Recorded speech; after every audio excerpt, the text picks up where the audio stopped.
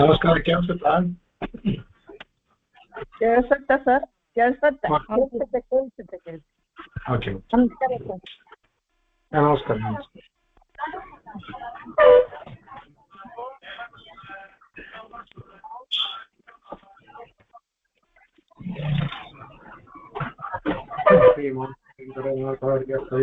ಕೇಸರಿ ವೇದಾಂತಾಚಾರ್ಯವರ್ಯೋ ಮೇ ಸರ್ವಂ ಸದಾ ಹೃದಯ ಲಕ್ಷ್ಮೀನಾಥ ಸಮಾರಂಭಾಂ ನಾಥಯಾಮನ ಮಧ್ಯಮಾಮಸ್ಮದಾಚಾರ್ಯಪರ್ಯಂತಾಂ ವಂದೇ ಗುರುಪರಂಪರಾಂ ಯೋ ನಿತ್ಯಮಚ್ಯುತ ಪದಾಂಬುಜಯುಗ್ಮರುಕ್ಮ ವ್ಯಾಮೋಹತಸ್ಥಿತರಾಣಿ ತೃಣಾಯ ಮೇನೆ अस्मद्गुरोर्भगवतोऽस्य दयैकसिन्धोः रामानुजस्य चरणौ शरणं प्रपद्ये। श्रीरङ्गेश श्रीपराशरभट्टार्यः श्रीरङ्गेश पुरोहितः श्रीवत्साङ्गसुतः श्रीमान् सेनेस्तु भूयसे व्यासं वसिष्ठनप्तारं शक्तेः पौत्रमकल्मषम् पराशरात्मजं वन्दे सुगतातं तपोनिधिं व्यासाय विष्णुरूपाय व्यासरूपाय विष्णवे नमो वै ब्रह्मनिधये वासिष्ठाय नमो नमः अविकाराय शुद्धाय नित्यात्मने सदैकरूपरूपाय विष्णवे सर्वजिष्णवे।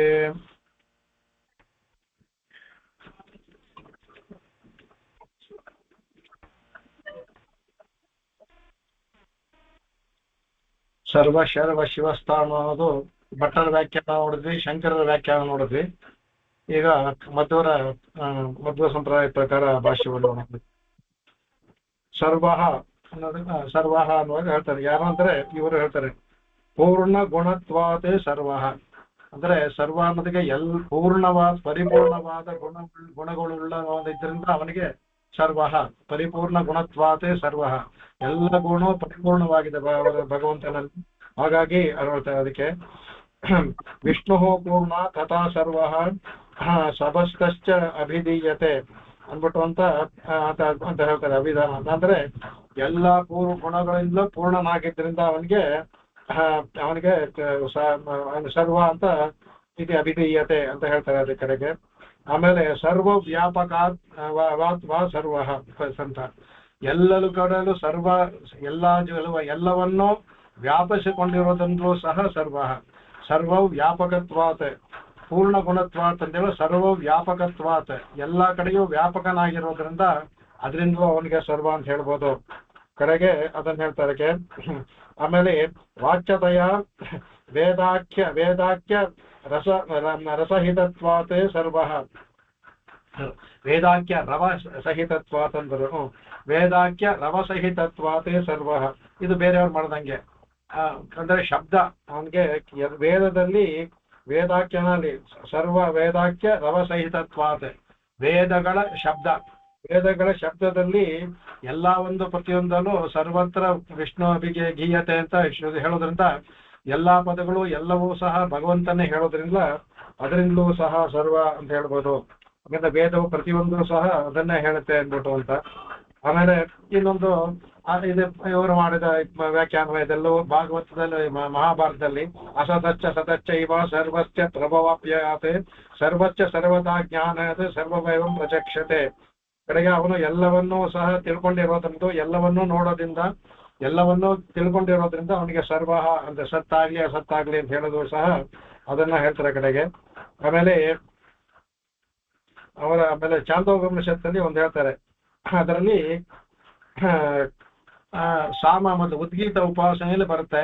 ಅದರಲ್ಲಿ ಸಾಮವೇದದಲ್ಲಿ ಅದಕ್ಕೆ 6 ಸಾಮ ಹೇಳ್ತೆ. ಅದರಲ್ಲಿ ಪಂಚವಿಧ ಸಾಮ, ಷಷ್ಠವಿಧ ಸಾಮವೂ ಬರುತ್ತೆ, ಸಪ್ತವಿಧ ಸಾಮವೂ ಬರುತ್ತೆ. ಅದೇ ಸಾಧಾರಣವಾಗಿ ಪಂಚವಿಧ ಸಾಮ ಅಂತ, ಸಾಮಕ್ಕೆ 5 ವಿಧ ಅಂತ ಹೇಳ್ತಾರೆ. ಅದರಲ್ಲಿ 5 ವಿಧದನ್ನ ಅದು ಹೇಳ್ತಾರೆ ಅದಕ್ಕೆ. ಅಂದ್ರೆ ಏತತ್ ಸಾಮ ಸರ್ವಸ್ಮಿನ್ ಪ್ರೋತಂ ವೇದ ಸರ್ವಂ ಹಿ ಭವತಿ ಅಂದ್ಬಿಟ್ಟು ಅಂತ ಇವನಿಗೆ ಸಾಮ ಅಂತ ಹೇಳ್ತಾರೆ. ಯಾಕಂದ್ರೆ ಎಲ್ಲಾ ಮಂತ್ರಗಳಲ್ಲೂ ಅವನು ಇದನ್ನು ಸೇರ್ಕೊಂಡಿರ್ತಾನೆ ಅನ್ಬಿಟ್ಟು ಅಂತ ಅದನ್ನ ಹೇಳ್ತಾರೆ ಕಡೆಗೆ. ಅವಾಗ ಸರ್ವಸ್ಮಿನ್ ಸರ್ವಾಕ್ಯಸ್ಮಿನ್ ಸ್ಥಿತೆ ಸರ್ವಗುಣ ಪರಿಪೂರ್ಣ ಅಂದ್ರೆ ಎಲ್ಲದರಲ್ಲೂ ಇದರಲ್ಲೂ ಸಹ ಅವನು ಸೇರ್ಕೊಂಡಿರ್ತಾನೆ, ಅದರಿಂದ ಅವನಿಗೆ ಸರ್ವ ಅಂತ ಹೇಳ್ತಾರೆ ಅದಕ್ಕೆ. ಸಾಮದಲ್ಲಿ ಏನಪ್ಪಾ ಅಂದ್ರೆ ಅದರಲ್ಲಿ ಅದೊಂದು ಇದಿರಲ್ಲಿ ಎಲ್ಲವೂ ಸಹ 5 ವಿಧ ಸಾಮಕ್ಕೆ 5 ವಿಧವಾದ ಮಂತ್ರ ಬರುತ್ತೆ. ಇದೆಲ್ಲ ಕೊಟ್ಟಿಲ್ಲ ಅವರು, ಕೊಟ್ಟಿದ್ರೆ ಚೆನ್ನಾಗಿರೋದು ಅದು. ಅದರಲ್ಲಿ ಮೊದಲೇ ಪ್ರಸ್ತಾವ, ಪ್ರತಿಹಾರ, ಪ್ರಸ್ತಾವ, ಉದ್ಗೀತ, ಆಮೇಲೆ ಇದು ನಿಧಾನ ಅಂತ 5 ವಿಧ ಸಾಮ ಬರ್ತದೆ. ಅದಕ್ಕೆ 5 ವಿಧ ಸಾಮವನ್ನು ಸಹ ಅದರಲ್ಲಿ ಇದು ತೋರಿಸ್ಕೊಡ್ತಾರೆ. ಅಂದ್ರೆ ಇದರಲ್ಲಿ ಇವ್ರು ತೋರಿಸಿದ್ದಾರೆ ಅನ್ಸುತ್ತೆ ನೋಡೋಣ. ಬೆಳಗ್ಗಿನ ಕಾಲದಲ್ಲಿ ಇದು ಇವ್ರು ತೋರಿಸಿದ್ದಾರೆ ನೋಡೋಣ. ಅದನ್ನ ಕರೆಕ್ಟ್ ಶುಭಸುದ್ದಿಗಳು ತೋರಿಸಿದ್ದಾರೆ. ಅದಕ್ಕೆ 5 ಅಂದ್ರೆ ಬೆಳಗ್ಗೆ ಇದನ್ನ ಇಟ್ಕೊಂಡು ಬೆಳಗ್ಗೆ, ಮಧ್ಯಾಹ್ನ, ಅಪರಾಹ್ನ, ಸಾಯಂಕಾಲ, ರಾತ್ರಿ ಆ 4ನ್ನ ಇಟ್ಕೊಂಡು ಆ ಸಾಮವನ್ನ ಹೇಳ್ತಾರೆ. ಅದಕ್ಕೆ ಅದನ್ನ ಇವ್ರು ಹಾಗೆ ತೋರಿಸ್ಲಿಲ್ಲ ಅವರು, ಬಟ್ ತೋರಿಸಿದ್ರೆ ಚೆನ್ನಾಗಿರೋದು.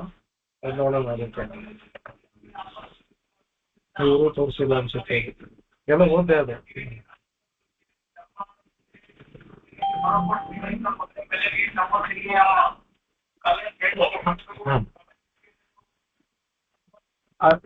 ಸೂರ್ಯ ಉದಯವಾಗುವುದಕ್ಕೆ ಒಂದು ಪ್ರತಿಹಾರ, ಉದಯ ಆದ್ಮೇಲೆ ಅದು ಉದ್ಗೀತ, ಆಮೇಲೆ ಅದು ಮಧ್ಯಾಹ್ನ ಬರಬೇಕಾದ ಅಂದ್ರೆ ಅದು ಪ್ರತಿಹಾರವಾಗುತ್ತೆ.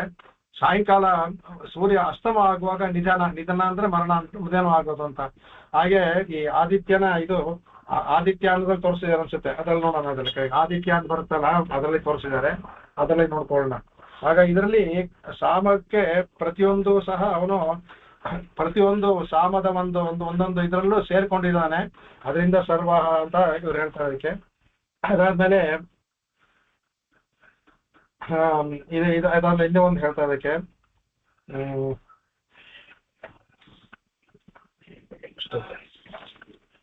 ನೆಕ್ಸ್ಟ್ ಸಾಕು, ಅದಕ್ಕಿನ್ನು ಬೇರೆ ಅವರು ಇದನ್ನು ಹೇಳಿದ್ದಾರೆ, ಅದನ್ನು ಬೇಡ.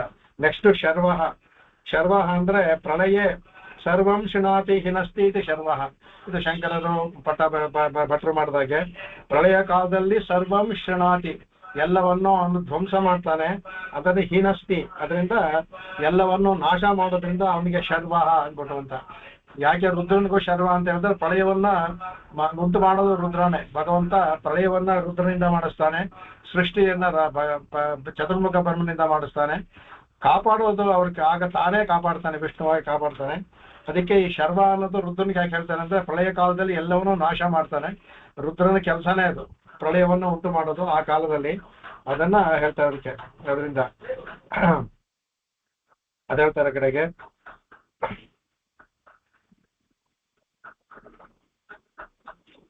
ಆಮೇಲೆ ಇನ್ನೂ ಒಂದು ಹೇಳ್ತಾರೆ ಅಯೋಗ್ಯಾನ ಶಂಭೋ ಅದಾದ್ಮೇಲೆ ಶಂರೋಧನಾಥ್ ಇದು ಶರ್ವಹ. ಅದಕ್ಕೆ ಶಂರೋಧನಾಥ್ ಅಂದರೆ ಅಯೋಗ್ಯರಿಗೆ ಶಂ ಅಂದ್ರೆ ಚೆನ್ನಾಗಿ ಅಳಿಸ್ತಾನೆ, ಅದರಿಂದ ಶರ್ವಹ. ಅಯೋಗ್ಯರಿಗೆ ಅಂತ ಯಾರು ಭಗವದ್ ಭಕ್ತರಲ್ವೋ, ಯಾರು ಕಂಟಕರಾಗಿರ್ತಾರೋ ಎಲ್ಲವೋ ಅಂತವ್ರಿಗೆ ಶಂ ಅಂದ್ರೆ ಹೆಚ್ಚುವಂತ. ರೋಧನಾಥ್ ಅವ್ರಿಗೆ ಎಲ್ಲವನ್ನೂ ಅವ್ರನ್ನ ಕಳಿಸ್ಕೊಂಡು ಅವ್ರಿಗೆ ದುಃಖವನ್ನು ಉಂಟು ಮಾಡ್ತಾನೆ, ಅದೆಂದು ಶರ್ವ ಅಂತ ಹೇಳ್ತಾರೆ ಕಡೆಗೆ. ಅದಕ್ಕೆ ಇದಕ್ಕೆ ಇದು ಬ್ರಹ್ಮಸೂತ್ರದಲ್ಲಿ ನಾನುಮಾನದ ಮತ ಛಂದ ಅಂತ ಅಂದ್ಬಿಟ್ಟು ಒಂದು ಇದ್ರಲ್ಲಿ ಬರುತ್ತೆ. ಅದಕ್ಕೆ ಅದು ಅನುಮಾನದಿಂದ ಅಲ್ಲ, ಛಂದ ಅಂತ ಅಂದ್ಬಿಟ್ಟು ಅದರಲ್ಲಿ ಬರುತ್ತೆ. ಅದರಲ್ಲಿ ಅದರಲ್ಲಿ ಈ ತೆಗೆದು ಭಗವಂತನ ಶರ್ವಾಹ ಅನ್ನೋದನ್ನ ಅದ್ರಲ್ಲಿ ತೋರಿಸ್ಕೊಡ್ತಾರೆ. ಅದಕ್ಕೆ ಆಮೇಲೆ ಶಿವ ನೆಕ್ಸ್ಟ್. ಶಿವ ಅನ್ಬೇಕಾದ್ರೆ ಶಿವಂ ಮಂಗಳಂ ಅಸ್ಯ ಅಸ್ತಿ ಇತಿ ಮಂಗಳತ್ವಾತ್ ಶಿವ. ಯಾರಲ್ಲಿ ಮಂಗಳತ್ವ ಇದೆಯೋ ಅಂದ್ರೆ ಅವನಲ್ಲಿ ಮಂಗಳಂ ಅಸ್ಯ ಅಸ್ತಿ ಇತಿ, ಭಗವಂತನಲ್ಲಿ ಮಂಗಳ ಇರೋದ್ರಿಂದ ಅವನಿಗೆ ಶಿವ ಅಂತ ಕರೆಯುತ್ತೆ ಅವನಿಗೆ ಅನ್ಬಿಟ್ಟು ಅಂತ ಹೇಳ್ತಾರೆ. ಇನ್ನೊಂದು ಹೇಳ್ತಾರೆ ಶಂ ಸುಖಂ ಯೇಷಾಂ ಅಸ್ತಿ ಇತಿ ಶಿವಾಹ ಮುಕ್ತಾಹ ತಾನ್ ವರ್ತಯತಿ ಇತಿ ಶಿವಾಹ. ಕಡೆಗೆ ಶಂ ಅಂದ್ರೆ ಸುಖ. ಶಿವಾನ ಪದ ಹೇಗೆ ಬಂದು ಶಂ ಅನ್ನೋದು ಸುಖ, ಯೇಷಾಂ ಅಸ್ತಿ ಇತಿ ಶಿವಾಹ ಈ ಸುಖ ಯಾರಲ್ಲಿ ಇದೆಯೋ ಅವನು ಶಿವ ಅಂತ ಅಂದ್ಬಿಡ್ತಾನೆ. ಆಮೇಲೆ ಮುಕ್ತಾಹ ತಾನ್ ವರ್ತಯತಿ ಇತಿ ಶಿವ. ಕಡೆಗೆ ಅವನು ಮುಕ್ತರಿಗೆ ಆನಂದವನ್ನ ಕೊಡ್ತಾನೆ, ವರ್ತಯತಿ ಅವರನ್ನು ಸಂತೋಷ ಪಡಿಸ್ತಾನೆ, ಅದರಿಂದಲೂ ಸಹ ಶಿವ ಅಂತ ಹೇಳ್ತಾ ಇದಕ್ಕೆ ಮಾತಾಡ್ತಾನೆ. ಕಡೆಗೆ ಅಜ್ಞಾನಾಂ ಜ್ಞಾನದೋ ವಿಷ್ಣು ಜ್ಞಾನಿನಾಂ ಮೋಕ್ಷದಶ್ಚ ಸಹ ಆನಂದಾದಶ್ಚ ಮುಕ್ತಾನಾಂ ಸಹೈವೈಕೋ ಜನಾರ್ದನ ಅಂದ್ಬಿಟ್ಟು ಇದು ವಿಷ್ಣು ಪುರಾಣದಲ್ಲಿ ಯಾವುದೋ ಒಂದು ಪುರಾಣದಲ್ಲಿ ಬರೋದು. ಅಜ್ಞಾನಾಂ ಜ್ಞಾನದೋ ವಿಷ್ಣು ಅಜ್ಞಾನಿಗಳಿಗೆ ಜ್ಞಾನವನ್ನು ಕೊಡ್ತಾನೆ, ಜ್ಞಾನಿನ ಮೋಕ್ಷ. ಒಂದ್ಸಲ ಜ್ಞಾನವನ್ನು ಇದು ಈ ಶ್ಲೋಕವನ್ನು ಹೇಳಿದ್ದೇನೆ. ಜ್ಞಾನಿಗಳಾದ್ಮೇಲೆ ಅವರಿಗೆ ಮೋಕ್ಷವನ್ನು ಕೊಡ್ತಾನೆ. ಆನಂದಾದಶ್ಚ ಮುಕ್ತಾನ, ಅಲ್ಲಿ ಹೋದ್ಮೇಲೆ ಮುಕ್ತರಿಗೆ ಆನಂದವನ್ನು ಕೊಡ್ತಾನೆ. ಏಕಃ ಜನಾರ್ದನ, ಅವ್ನು ಯಾರಪ್ಪ ಅಂದ್ರೆ ಅವ್ನು ಜನಾರ್ದನ ಒಬ್ಬನೇ ಅನ್ನೋದ್ರಿಂದ ಅದನ್ನು ಹೇಳ್ತಾರೆ ಕಡೆಗೆ. ಆಮೇಲೆ ಇನ್ನೊಂದು ಇವ್ರು ಮಾಡ್ತಾರೆ ಅದಕ್ಕೆ ಶಿವಸ್ಥಾಣು ಅಂತ ಬೇರೆ ಬೇರೆ ಇದೆಯಲ್ಲ, ಬೇರೆ ಬೇರೆ ಪದಗಳೇ. ಇವರು ಶಿವಸ್ಥಾಣು ಅಂತ ಒಂದು ಪದವನ್ನ ಮಾಡಿಕೊಂಡು ವ್ಯಾಖ್ಯಾನ ಮಾಡ್ತಾರೆ. ಶಿವೇ ಅಂತರ್ಯಾಮಿತಯ ತಿಷ್ಠತೀತಿ ಶಿವಸ್ಥಾಣು ಇತ್ಯೇಕಂ ಪದಂ. ಶಿವಸ್ಥಾಣು ಅಂತ ಒಂದು ಪದವನ್ನು ಮಾಡಿಕೊಂಡ ಅಂದ್ರೆ ಶಿವೆ ಅಂದ್ರೆ ಶಿವನಲ್ಲಿ ಅಂತರ್ಯಾಮಿತಯ ತಿಷ್ಠತಿ, ಅಂತರ್ಯಾಮಿಯಾಗಿ ಶಿವನಲ್ಲೂ ರುದ್ರನಲ್ಲೂ ಇರೋದ್ರಿಂದ ಅವನು ಶಿವಸ್ಥಾಣು ಅಂತ ಆ ಎರಡನ್ನೂ ಸೇರಿ ಒಂದು ಪದವನ್ನ ಮಾಡಿಕೊಂಡು ವ್ಯಾಖ್ಯಾನ ಮಾಡ್ತಾರೆ ಅದಕ್ಕೆ. ಅದನ್ನ ಹೇಳ್ತಾ ಕಡೆಗೆ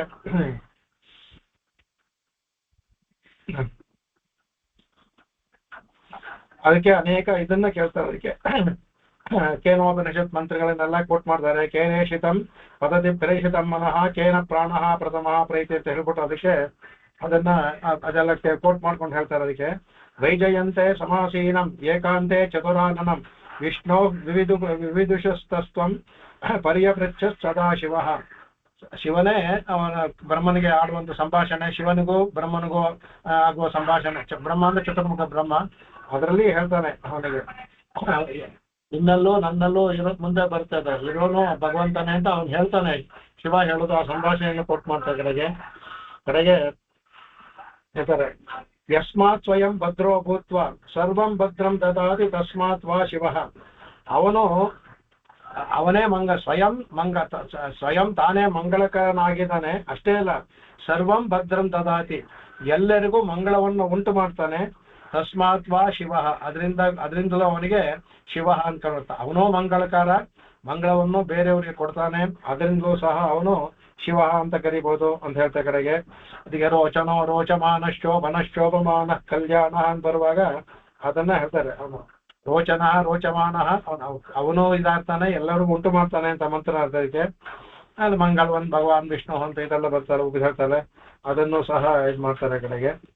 ಆಮೇಲೆ ಸ್ಥಾಣು ಅಂತ ಹೇಳ್ತಾರೆ. ಅಂದ್ರೆ ಸ್ಥಾಣು ಇವರು ಬೇರೆ ತಗೊಂಡಿದ್ದಾರೆ, ಶಿವಸ್ಥಾಣು ಒಂದೇ ಮಾಡಿ ಕೂಡ ವ್ಯಾಖ್ಯಾನ ಮಾಡ್ಬೋದು ಅಂತ ತೋರಿಸಿದ್ದಾರೆ ಅಷ್ಟೇ. ಸ್ಥಾಣು ಅಂದ್ರೆ ನಿರ್ವಿಕಾರತೆಯ ನಿತ್ಯಂ ತಿಷ್ಠತಿ ಇತಿ ಸ್ಥಾಣು. ಯಾರು ಯಾವ ಒಂದು ವಿಕಾರವೂ ಇಲ್ಲದೆ ಬಲವಾಗಿ ನಿಲ್ತಾನೋ ಅದಕ್ಕೆ ಆತರ ಅವನು ಇತಿ ಸ್ಥಾಣು ಅಂದ್ಬಿಟ್ಟು ಅವನು ಹೇಳ್ತಾನೆ. ಯಾರು ನಿಂತ್ಕೊಂಡಿದ್ದಾನೋ, ಒಂದು ಚೂರು ಅಲುಗಾಡದೆ, ಒಂದು ಸ್ವಲ್ಪ ವಿಕಾರವಿಲ್ಲದೆ ಯಾರು ನಿಂತ್ಕೊಂಡಿದ್ದಾರೋ ಅದರಿಂದ ಸ್ಥಾಣು ಅಂತ ಭಗವಂತನ ಹೇಳ್ತಾರೆ ಅದಕ್ಕೆ. ಅದನ್ನ ಹೇಳ್ತಾರೆ. ಹೃದಯನಲ್ಲೂ ಅನೇಕ ಕಡೆ ಬರುತ್ತೆ ಅವನಿಗೆ. ಪೃಥ್ವೀನ್ ಧಾರೆಯನ್ನೇ ಅನ್ಬಿಟ್ಟು ಧರಿಸಿದಾನೆ, ನಿಂತ್ಕೊಂಡಿದ್ದಾನೆ ಅನ್ಬಿಟ್ಟು ಅಂತ. ಅಚಲಂ ಅಂದ್ಬಿಟ್ಟು ಅಚಲವಾಗಿ ನಿಂತ್ಕೊಂಡಿದ್ದಾನೆ ಅಂತ ಬರುತ್ತೆ ಅದಕ್ಕೆ ಕಡೆಗೆ.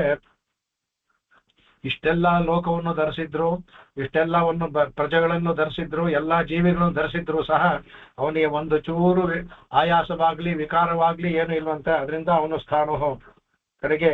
ನಿತ್ಯಂ ತಿಷ್ಠತಿ ಅಸ್ಮಿನ್ ಭೂತಾನಿ ವಾ ಸ್ಥಾಣು.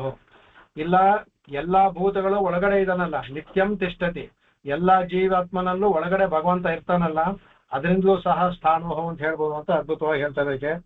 ತಿಷ್ಠತಿ ಸರ್ವತ್ರ ಇತಿ ಸ್ಥಃ. ಸ್ಥಾ ಅನ್ನೋದು ಪದ, ಸ್ಥಾ ಅಂದ್ರೆ ನಿಲ್ಲೋದು, ಗಟ್ಟಿಯಾಗಿ ನಿಲ್ಲೋದು. ಅದಕ್ಕೆ ತಿಷ್ಠತಿ ಸರ್ವತ್ರ, ಎಲ್ಲಾ ಕಡೆಯಲ್ಲೂ ನಿಲ್ತಾನೆ, ಅದರಿಂದ ಅವನು ಸ್ಥಾ.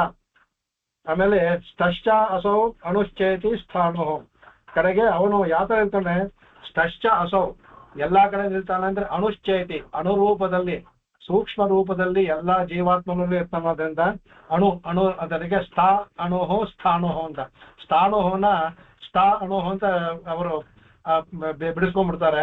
ಸ್ಥಾ ಅಣುಹೋ, ಸ್ಥಾ ಅಂತ ನಿಲ್ಲೋದು, ಅಣುಹೋ ಅಂತ ಸೂಕ್ಷ್ಮವಾಗಿ ಎಲ್ಲಾ ಜೀವಿತಗಳು ಎಲ್ಲಾ ಕಡೆಯೂ ಸಹ ಅನುರೂಪದಲ್ಲಿ ಭಗವಂತ ಇರ್ತಾನಲ್ಲ, ಅದರಿಂದ ಅವನು ಸ್ಥಾಣು. ಅದ್ಭುತವಾದ ವ್ಯಾಖ್ಯಾನ ಅದು ಅಂತ ಹೇಳ್ತಾರೆ. ಅವಾಗ ಹೇಳ್ತಾರೆ ಕಡೆಗೆ. ಅದಕ್ಕೆ ಆ ಸ್ಥಾಣು ಅನ್ನಕ್ಕೆ ಆ ವ್ಯಾಖ್ಯಾನವನ್ನು ತೋರಿಸ್ತಾರೆ. ವ್ಯಾಕರಣ ಪ್ರಕಾರ ಹೇಗೆ ಬರುತ್ತೆ ಅನ್ಬಿಟ್ಟು ಅಂತ ಶಾನು ರೀತಿ ಅದು ಸೂತ್ರ ಏನೋ ಇದೆ ಅದಕ್ಕೆ, ಅದನ್ನ ಇಟ್ಟಲ್ಲಿ ತೋರಿಸ್ತಾರೆ ಅದಕ್ಕೆ. ಆಮೇಲೆ ಶಿವಸ್ಥಾಣು ಕಡೆಗೆ ಅವಾಗ ಹಿಂದೆನೆ ಹೇಳ್ದಂಗೆ ಒಂದೇ ಭಗವಂತ ಪದವಾಗಿ ತಗೊಂಡ ಅಂದ್ರೆ ಶಿವಸ್ಥಾಣು ತಗೊಂಡ್ರೆ ಶಿವನ ಅಂತರ್ಯಾಮಿ ಆಗಿರೋದ್ರಿಂದ ಅವನು ಶಿವಸ್ಥಾಣು ಅಂತ ತಗೊಂಡು ತೋರಿಸ್ತಾರೆ ಅದಕ್ಕೆ. ಆಮೇಲೆ ಸ್ಥಿರತ್ವ ಸ್ಥಾಣು, ಸ್ಥಿರನಾಗಿ ನಿಲ್ಲೋದ್ರಿಂದಲೂ ಅವನು ಸ್ಥಾಣು. ಸುಮ್ಮನೆ ನಿಂತ್ಕೊಂಡು ಅವನು ಗೋವರ್ಧನ ಬೆಟ್ಟವನ್ನು ಲೀಲಿಯಾಗಿ ಹಿಡ್ದ, ಒಂದು ಚೂರು 7 ದಿನ ಅಗಲಿಲ್ಲ ಅವನು ಅವತಾರ ಕಾಲದಲ್ಲಿ. ಒಂದು ಕಾಲನ್ನ ಆ ಕಾಲನ್ನ ಈ ಕಾಲನ್ನು ಸಹ ಮಾಡ್ಕೊಳ್ಳಿಲ್ವಂತೆ, ಒಂದು ಬೆರಳಲ್ಲಿ ಇಟ್ಕೊಂಡು ನಿಂತ್ಕೊಂಡಲ್ಲ. ಅದರಿಂದ ಸ್ಥಿರತ್ವ ಸ್ಥಾಣು, ಸ್ಥಿರವಾಗಿ ನಿಲ್ಲೋದ್ರಿಂದ ಅವನು ಸ್ಥಾಣು. ಅದನ್ನ ಹೇಳ್ತಾರೆ ಕಡೆಗೆ. ಅವಿಕಾರ ಸದಾ ಶುದ್ಧೋ ನಿತ್ಯ ಆತ್ಮ ಸದಾ ಹರಿಹಿ ತದೈಕ ರೂಪ ವಿಜ್ಞಾನ ಬಲ ಆನಂದ ರೂಪಕ. ಇದು ಮಧ್ವಾಚಾರ್ಯರು ಅವರ ಅಣುಭಾಷ್ಯದಲ್ಲಿ ಹೇಳಿರುವಂತಹದ್ದು. ಅವನು ಅವಿಕಾರ, ಅವನಿಗೆ ವಿಕಾರವೇ ಇಲ್ಲ.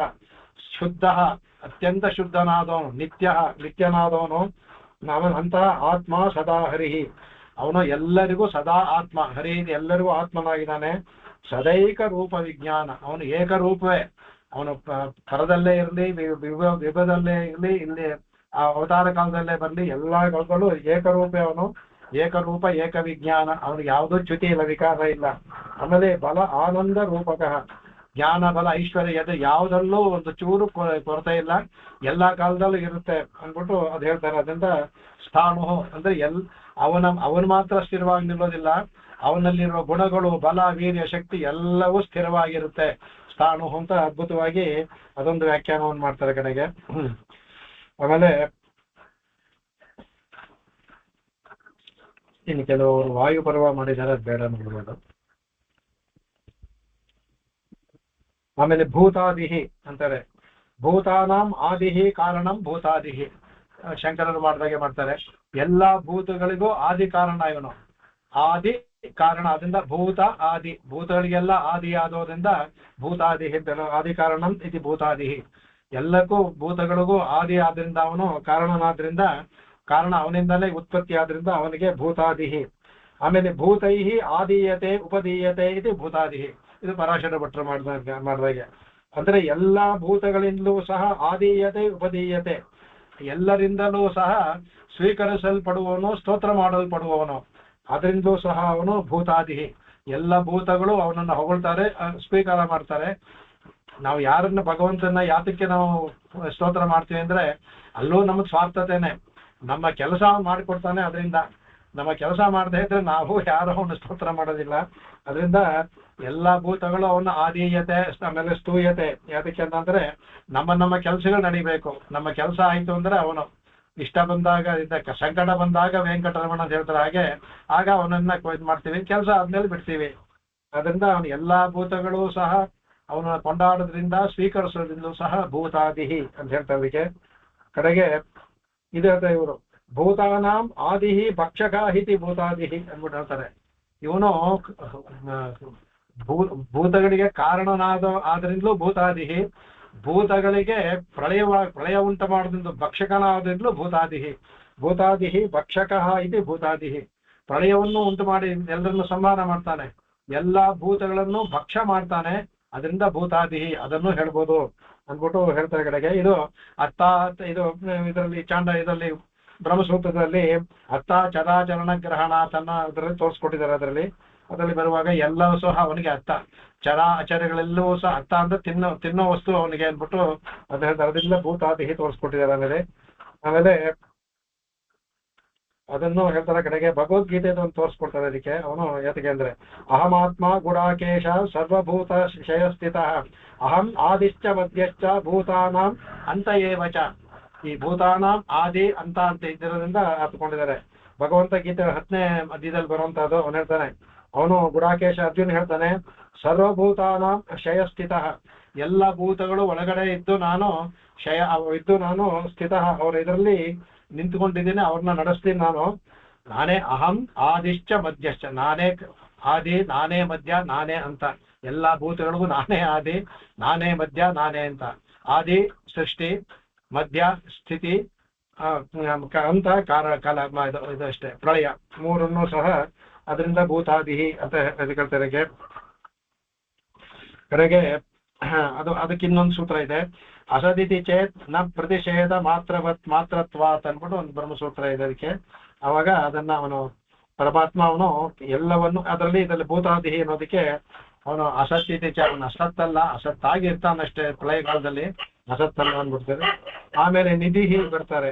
ನಿಧಿ ಅಂತ ನಿಧೀಯತೆ ಕೃತಿ ಸಜ್ಜನೈಹಿ ಇತಿ ನಿಧಿಹಿ. ಕಡೆಗೆ ಅಂದ್ರೆ ಎಲ್ಲಾ ಸಜ್ಜನೈಹಿ ಅಂದ್ರೆ ಋಷಿಗಳು ಮತ್ತೆ ಮುನಿಗಳು ಅವನನ್ನ ತಮ್ಮ ತಪಸ್ಸಿನ ಮೂಲಕ ಹೃದಯ ನಿಧೀಯತೆ, ತನ್ನ ಹೃದಯದಲ್ಲಿ ನಿಧೀಯತನ್ನು ಇಟ್ಕೊಂಡಿದ್ದಾರೆ, ಕಾಣ್ತಾರೆ. ಅದರಿಂದ ನಿಧಿ ಒಂದು ಅನೇಕ ಅರ್ಥ, ಇನ್ನೊಂದು ಅರ್ಥ.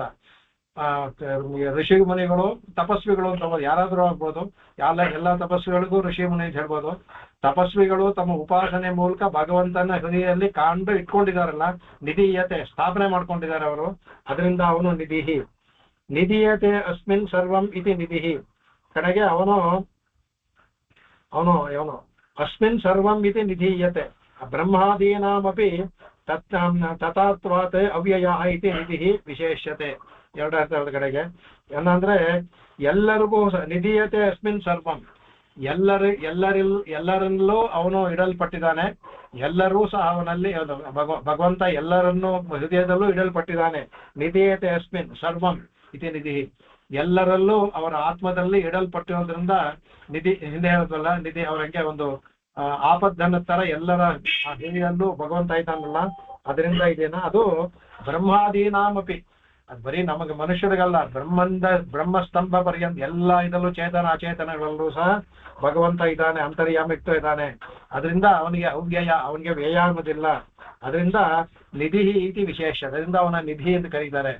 ಕರಗದೇ ಇರೋದು ನಿಧಿ. ಇವನು ನಿಧಿ ಸಾಧಾರಣವಾಗಿ ಕರಗುತ್ತೆ, ಇದವನು ಕರಗದೇ ಇರುವ ನಿಧಿ ಭಗವಂತ. ಇವನು ಅವ್ಯಯವಾದ ನಿಧಿ. ಅದಕ್ಕೆ ಭಕ್ತಾನಾಂ ಅಕ್ಷಯಂ ಧನಂ ಇತಿ ನಿಧಿ.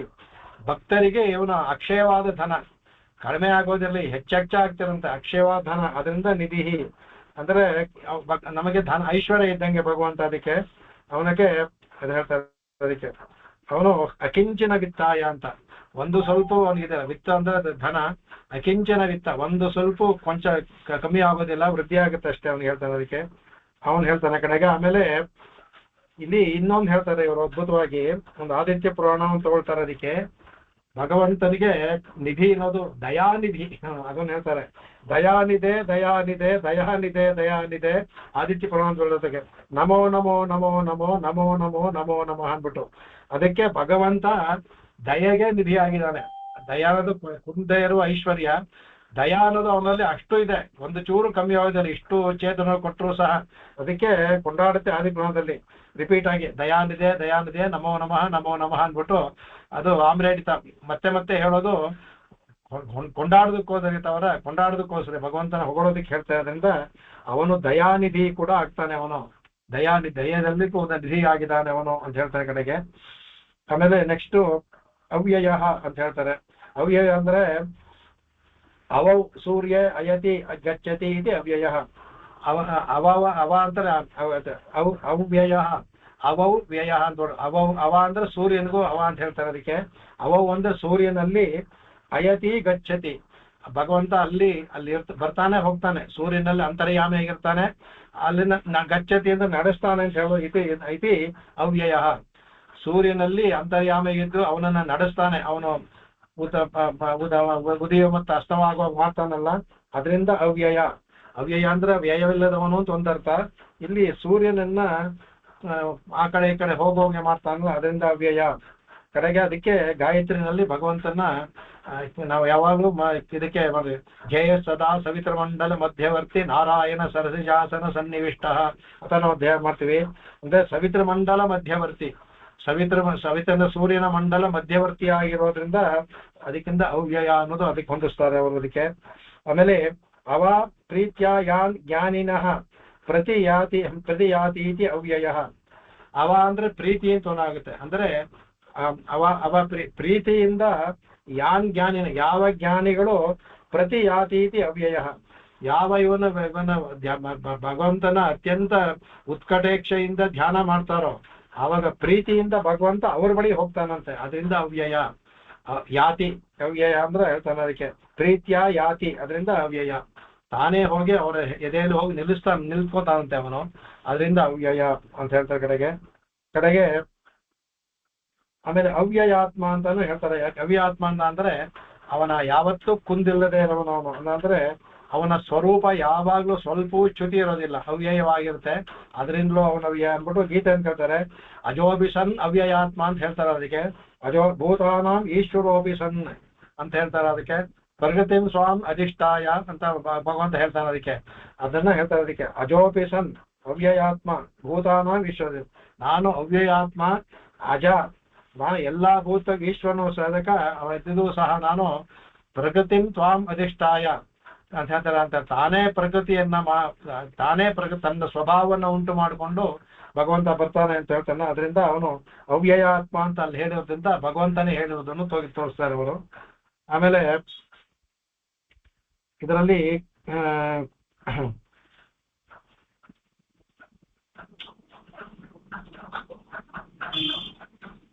ಅದರಲ್ಲಿ ಪ್ರಕರಣಾಚ್ಛ ಅಂತ ಬ್ರಹ್ಮಸೂತ್ರದಲ್ಲಿ ಬರುತ್ತೆ.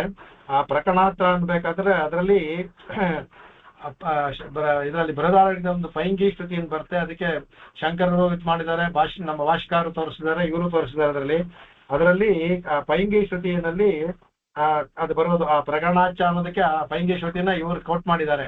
ಅದ್ರಲ್ಲಿ ಏನಪ್ಪ ಅವನು ಭಗವಂತ ಶ್ರೀ ವಿಷ್ಣು ಅಂದ್ಬಿಟ್ಟು ಅವನು ಅವ್ಯಯ ಅಚ್ಯುತಃ ಪೂರ್ಣಃ ಪರಮಾತ್ಮ ನಿತ್ಯಾನಂದ ಭಗವಾನ್ ಇಷ್ಟು ಪದಗಳಿಂದ ಹೇಳಿ ಅವ್ಯಯಕ್ಕೆ ಅವನು ಹಿತ ಅವ್ಯಯ ವಿಷ್ಣು ಅಂದ್ಬಿಟ್ಟು ಅಂತ ಪೈಂಗಿ ಶ್ರುತಿಯಲ್ಲಿ ಹೇಳಿದೆ. ಅದನ್ನು ಸಹ ತೆಗೆದು ತೋರಿಸ್ತಾರೆ ಕಡೆಗೆ. ಅದೇ ಪೈಂಗಿ ಶ್ರುತಿನಲ್ಲಿ ಹೇಳ್ತಾರೆ, ಜ್ಞಾನಂ ನಿತ್ಯಂ ಕ್ರಿಯಾ ನಿತ್ಯ ಬಲಂ ಶಕ್ತಿ ಪರಾತ್ಮನಃ. ಆಮೇಲೆ ನಿತ್ಯಾನಂದೋ ಅವ್ಯಯ ಪೂರ್ಣೋ ಭಗವಾನ್ ವಿಷ್ಣು ಅಚ್ಯುತಃ. ಈ ಶ್ಲೋಕ ಬಂದರು, ಈ ಶ್ಲೋಕದಿಂದ ಮೇಲ್ ಬಂದಿರೋದು. ಅವನು ಭಗವಾನ್ ಅಚ್ಯುತಃ ನಿತ್ಯವಾದ ಜ್ಞಾನಿ, ಯಾವಾಗಲೂ ಅವನ ಜ್ಞಾನ ಯಾವಾಗಲೂ ನಿತ್ಯ, ಕ್ರಿಯಾ ನಿತ್ಯ, ಅವನ ಕ್ರಿಯೆಗಳು ನಿತ್ಯ, ಯಾವತ್ತೂ ನಿತ್ಯ. ಅವನಿಗೆ ಬಲಂ ಶಕ್ತಿ ಅದೂ ನಿತ್ಯವೇ, ಪರಾತ್ಮನಃ ಆ ಭಗವಂತನಿಗೆ ಎಲ್ಲವೂ ನಿತ್ಯವಾಗಿದೆ. ಅವನಿಗೆ ನಿತ್ಯಾನಂದೋ ಅವ್ಯಯ ಪೂರ್ಣ ಭಗವಾನ್ ವಿಷ್ಣು ಅಚ್ಯುತಃ ಅಂದ್ಬಿಟ್ಟು ಪೈಂಗಿ ಶ್ರುತಿಯನ್ನ ಇವರು ತೋರಿಸಿ ಅವ್ಯಯ ಅಚ್ಯುತಃ ಇದೆಲ್ಲ ಸಮಾನ ಪದಗಳು ಭಗವಂತನ ವಿಷ್ಣುಗೆ ಹೋಗುತ್ತೆ ಅಂದ್ಬಿಟ್ಟು ಹೇಳ್ತಾರೆ ಕಡೆಗೆ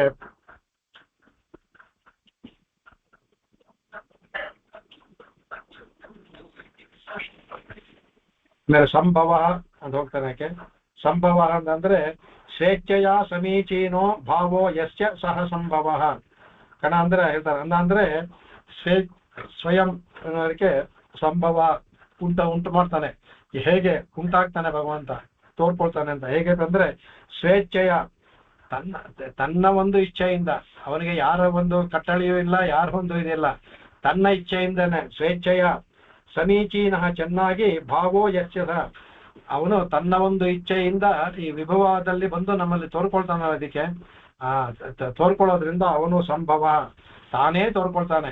ತನ್ನ ಇಚ್ಛೆಯಿಂದ ಅವನಿಗೆ ಯಾವ ಕರ್ಮವೂ ಇಲ್ಲ, ಏನೂ ಇಲ್ಲ, ಅವನ ಹುಟ್ಟಿಗೆ ಯಾವ ಕಾರಣವೂ ಇಲ್ಲ. ಸ್ವೇಚ್ಛೆಯ ತನ್ನ ಒಂದು ಇಚ್ಛೆಯಿಂದ ಲೋಕೋದ್ಧಾರಕವಾಗಿ ಭಗವಂತ ಅವತಾರ ಮಾಡ್ತಾನಲ್ಲ, ಅದರಿಂದ ಅವನು ಸಂಭವ ಅಂದ್ರೆ ಸಮ್ಯಕ್ ಭವ ಅಂತ ಹೇಳೋದಲ್ಲ ಅವರು, ಆತರ ಸಂಭವ. ಸರ್ವಸ್ಮಾತ್ ಸಂಭವತಿ ಇತಿ ಸಂಭವ ಕಡೆಗೆ ಎಲ್ಲವನ್ನೂ ಸಹ ಸರ್ವಸ್ಮಾತ್ ಸಂಭವತಿ ಎಲ್ಲವನ್ನು ಪ್ರತಿಯೊಂದರಿಂದಲೂ ಸಹ ಉಂಟು ಮಾಡುವವನು, ಎಲ್ಲರೂ ಅವನಲ್ಲಿ ಸೇರ್ಕೊಳ್ತಾರೆ. ಸಂಭವತಿ ಎಲ್ಲವನ್ನೂ ಅವನು ಉಂಟು ಮಾಡ್ತಾನೆ, ಅದರಿಂದಲೂ ಸಹ ಸಂಭವ ಅಂತ ಹೇಳಿದ್ರು. ಸಮ್ಯಕ್ ಅಂದ್ರೆ ಭಾನಿ ನಕ್ಷತ್ರಾಣಿ ವರ್ತಯತಿ ಸಂಭವ ಅಂದ್ರೆ ಸಮ್ಯಕ್ ಸಂಭವ. ಸಮ್ಯಕ್ ಭಾ ಅನ್ನೋದಕ್ಕೆ ಭಾನಿ ಅಂದ್ರೆ ನಕ್ಷತ್ರ. ಸಮ್ಯಕ್ ಭಾನಿ ಅಂದ್ರೆ ನಕ್ಷತ್ರಾಣಿ ವರ್ತಯತಿ ಎಲ್ಲಾ ನಕ್ಷತ್ರಗಳಿಗೂ ತೇಜಸ್ಸನ್ನು ಕೊಟ್ಟಿದಲ್ಲ ಸಮ್ಯಕ್, ಅದೆಂದು ಸಂಭವ. ಎಲ್ಲಾ ನಕ್ಷತ್ರ ಸೂರ್ಯನ ಸೇರ್ತಾನೆ ಅದರಲ್ಲಿ. ಎಲ್ಲಾ ನಕ್ಷತ್ರಗಳಿಗೂ ತನ್ನ ತೇಜಸ್ಸನ್ನು ಕೊಟ್ಟೋದ್ರಿಂದ ಭಾತಿ ಇತಿ ಸಂಭವ ವರ್ತಯತಿ ಇದು ಸಂಭವ ಅಂದ್ರೆ ವರ್ತಯತಿನಿಗೆ ಅದು ಒಂದು ತೇಜಸ್ಸನ್ನು ಕೊಡೋದಲ್ಲದೆ ಕಾಪಾಡ್ತಾನೆ ಅವಳು ಎಲ್ಲವೂ ಸಹ ಅದ ತನ್ನ ಒಂದು ಕಕ್ಷೆಯಲ್ಲಿ ಇದ್ದು ಅವು ಪ್ರಕಾಶ ಆಗೋ ತರ ಕಾಪಾಡ್ತಾನೆ. ಅದರಿಂದಲೂ ಸಹ ಅವನು ಸಂಭವ ಅಂತ ಹೇಳ್ತಾರೆ ಕಡೆಗೆ. ಆಮೇಲೆ ಇದನ್ನ ಗೀತೆ ಹೇಳ್ತಾರೆ, ಧರ್ಮ ಸಂಸ್ಥಾಪನಾರ್ಥಾಯ ಸಂಭವಾಮಿ ಯುಗೆ ಯುಗೆ ಅಂತ. ಸಂಭವಾಮಿ ಎನ್ನುವ ಅದೇ ಹೇಳ್ತಾರೆ, ತನ್ನ ಸ್ವೇಚ್ಛೆಯ ತನ್ನ ಇಚ್ಛೆಯಿಂದ ತನ್ನ ಸಂಕಲ್ಪದಿಂದ ತಾನು ಬರ್ತಾನೆ ಅಂತ ಶಂಕರರು ಭಾಷ್ಯಕಾರರು ಅದೇ ಮಾಡ್ತಾರೆ. ಸಂಭವಾಮಿ ಅಂದ್ರೆ ಸ್ವೇಚ್ಛೆಯ ತನ್ನ ಇಚ್ಛೆಯಿಂದಲೇ ತಾನು ಇಲ್ಲಿ ತೋರ್ಕೊಳ್ತಾನೆ ಅಂತ ಮಾಡಿದ್ದಾರೆ. ಅದನ್ನೇ ತಾನೇ ನೇರವಾಗಿ ಹೋಗುವಂತ ಹೇಳ್ತಾರೆ. ಎಲ್ಲ ಯುಗದಲ್ಲೂ ಧರ್ಮ ಯಾವಾಗಲೂ ನಷ್ಟವಾದರೂ ಸಹ ಸಾಧುಗಳನ್ನ ಕಾಪಾಡೋದು ನಾನು ಬರ್ತೀನಿ ಅಂದ್ಬಿಟ್ಟು. ಆಮೇಲೆ ಭಾವನಃ ಬಂತು. ಭಾವನಃ ಅನ್ಬೇಕಾದ್ರೆ ಸರ್ವಂ ಭಾವಯತಿ ಇತಿ ಭಾವನಃ ಕಡೆಗೆ ಇದು ಎಲ್ಲರನ್ನೂ ಭಾವಿಸ್ತಾನೆ ಅವನು. ಹೇಗೆ ಭಾವಿಸ್ತಾನೆ? ಸೃಷ್ಟಿ ಮಾಡ್ತಾನೆ, ಅಂತರ್ಯಾಮಿಯಾಗಿ ಒಳಗಡೆ ಬಂದು ಅವನ್ನ ನಡೆಸ್ತಾನೆ, ಕರ್ಮಾನುವ ಫಲವನ್ನು ಕೊಡ್ತಾನೆ. ಅದರಿಂದ ಸರ್ವಂ ಭಾವಯತಿ ಇತಿ ಭಾವನಃ ಕಡೆಗೆ ಭಾರೂಪೋವಿತ ಚೇಷ್ಟಕಶ್ಚೇತಿ ಭಾವನಃ. ಕಡೆಗೆ ಅಂದ್ರೆ ಭಾರೂಪೋ ಆಮೇಲೆ ಅವಿತ ಚೇಷ್ಟಕಶ್ಚೇತಿ ಭಾವನಃ.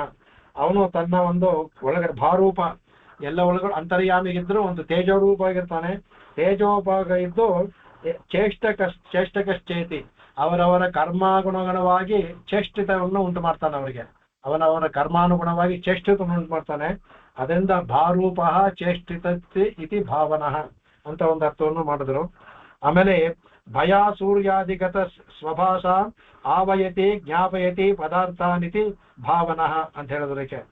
ಈಗ ಶ್ರುತಿನೇ ಹೇಳುತ್ತೆ ಎಲ್ಲವೂ ಸಹ ಭೀಷಾಸ್ಮಾದ್ವಾತಪ್ಪವತೆ ಭೀಷೋದೇತಿ ಸೂರ್ಯ ಅಂದ್ಬಿಟ್ಟು ಅಲ್ಲಿ ಭಗವಂತನ ಹೆದರಿಕೆಯಿಂದ ಸೂರ್ಯ ಚಂದ್ರ ಎಲ್ಲವೂ ಸಹ ತಮ್ಮ ತಮ್ಮ ಕಕ್ಷೆದು ಕೆಲಸವನ್ನು ಮಾಡ್ತಾ ಇದ್ದ ಭಗವಂತ ಹೆದರಿ. ಅದಕ್ಕೆ ಭಯ ಸೂರ್ಯಾದಿಗತ ಸ್ವಭಾಸ ಇವನು ತನ್ನ ತೇಜಸ್ಸನ್ನ ಕೊಟ್ಟಿದ್ದಾನೆ.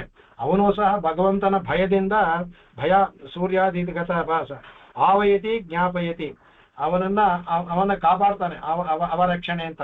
ಆವಯತಿ ಜ್ಞಾಪಯತಿ ಪದಾರ್ಥಾನೀತಿ ಅವರಿಗೆ ಭಯದಿಂದ ಜ್ಞಾಪಕ ಬರುತ್ತೆ. ಸೂರ್ಯನ ಕೆಲಸ ಏನೋ ಸೂರ್ಯ ಉದಯ ಆಗಬೇಕು ಅಸ್ತನವಾಗಬೇಕು.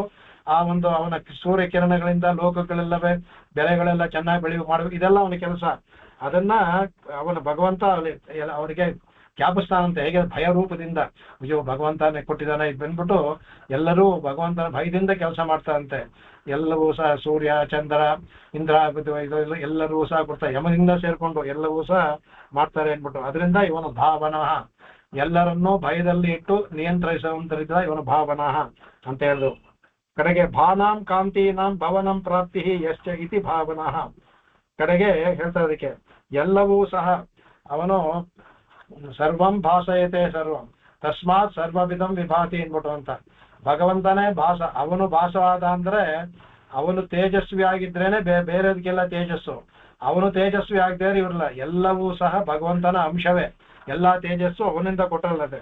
ಭಾನಾಂ ಅಂದ್ರೆ ಕಾಂತೀನಾಂ ಭವನಂ ಪ್ರಾಪ್ತಿ ಯಶ್ಚ ಪ್ರೀತಿ ಎಲ್ಲವೂ ಸಹ ಸೂರ್ಯ ಚಂದ್ರ ನಕ್ಷತ್ರಾದಿ ಎಲ್ಲವೂ ಸಹ ಭಗವಂತನ ತೇಜಸ್ಸಿನ ಒಂದು ಅಗ್ನಿ ಎಲ್ಲ ಒಂದು ಅಣುವನ್ನ ಒಂದು ಚಿಕ್ಕ ಅಣುವನ್ನ ತೆಗೆದುಕೊಂಡು ಇದು ಭಗವದ್ಗೀತೆಯನ್ನೆಲ್ಲ ಇದನ್ನು ಹೇಳಿದಾನೆ ಭಗವಂತ, ಅದನ್ನು ಹೇಳಿದಾನೆ. ಅದರಿಂದ ಅವನು ಭಾವನಃ ಅಂತ ಹೇಳ್ಬೋದು ಅಂದ್ಬಿಟ್ಟು. ಒಂದು ಕಡೆಗೆ ಇದು ಅನುಕೃತೆ ತಸ್ಯಚ ಅಂದ್ಬಿಟ್ಟು ಶ್ರೋತ ಹೇಳ್ತಾರೆ. ಅನುಕೃತೆ ತಸ್ಯಚ ಭಗವಂತನ ತೇಜಸ್ಸನ್ನ ಅನುಕೃತ ಫಾಲೋ ಮಾಡುತ್ತೆ ಅಂದ್ಬಿಟ್ಟು ಅಂತ ಅದ್ರಲ್ಲಿ ಬರುತ್ತೆ ಅದರಲ್ಲಿ. ಅದಕ್ಕೆ ಆಮೇಲೆ ಓಂಪಿ ಸ್ಮರ್ಯತೆ ಅಂತ ಸ್ಮೃತಿನಲ್ಲಿ ಭಗವಂತ ಗೀತೆಯಲ್ಲೇ ಹೇಳಿದಾನಲ್ಲ ಎಲ್ಲವೂ ಸಹ ನಮ ತೇಜವಂಶಃ ಅಂದ್ಬಿಟ್ಟು ಅಂತ ಭಗವಂತನ ಹೇಳ್ಕೊಂಡಿದ್ದಾನೆ. ಅದರಿಂದ ಸ್ಮರ್ಯತೇಚ ಅಂದ್ರೆ ಸ್ಮೃತಿಯಲ್ಲೂ ಶ್ರುತಿಯಲ್ಲೂ ಹೇಳಿದೆ ಸ್ಮೃತಿಯಲ್ಲೂ ಹೇಳಿದೆ ಅಂತ ಎರಡು ಬ್ರಹ್ಮಸೂತ್ರ ಬರುತ್ತೆ ಅದಕ್ಕೆ. ಆಮೇಲೆ ಕಠೋಪನಿಷತ್ತುಗಳು ಬರುತ್ತೆ ತಮೇವ ಭಾಂತಂ ಅನುಭಾತಿ ಸರ್ವಂ. ಭಗವಂತ ತೇಜಸ್ಸಾಗಿರೋದ್ರಿಂದ ಬೇರೆ ಎಲ್ಲವೂ ಅವನ ಅನುಭಾತಿ ಸರ್ವಂ.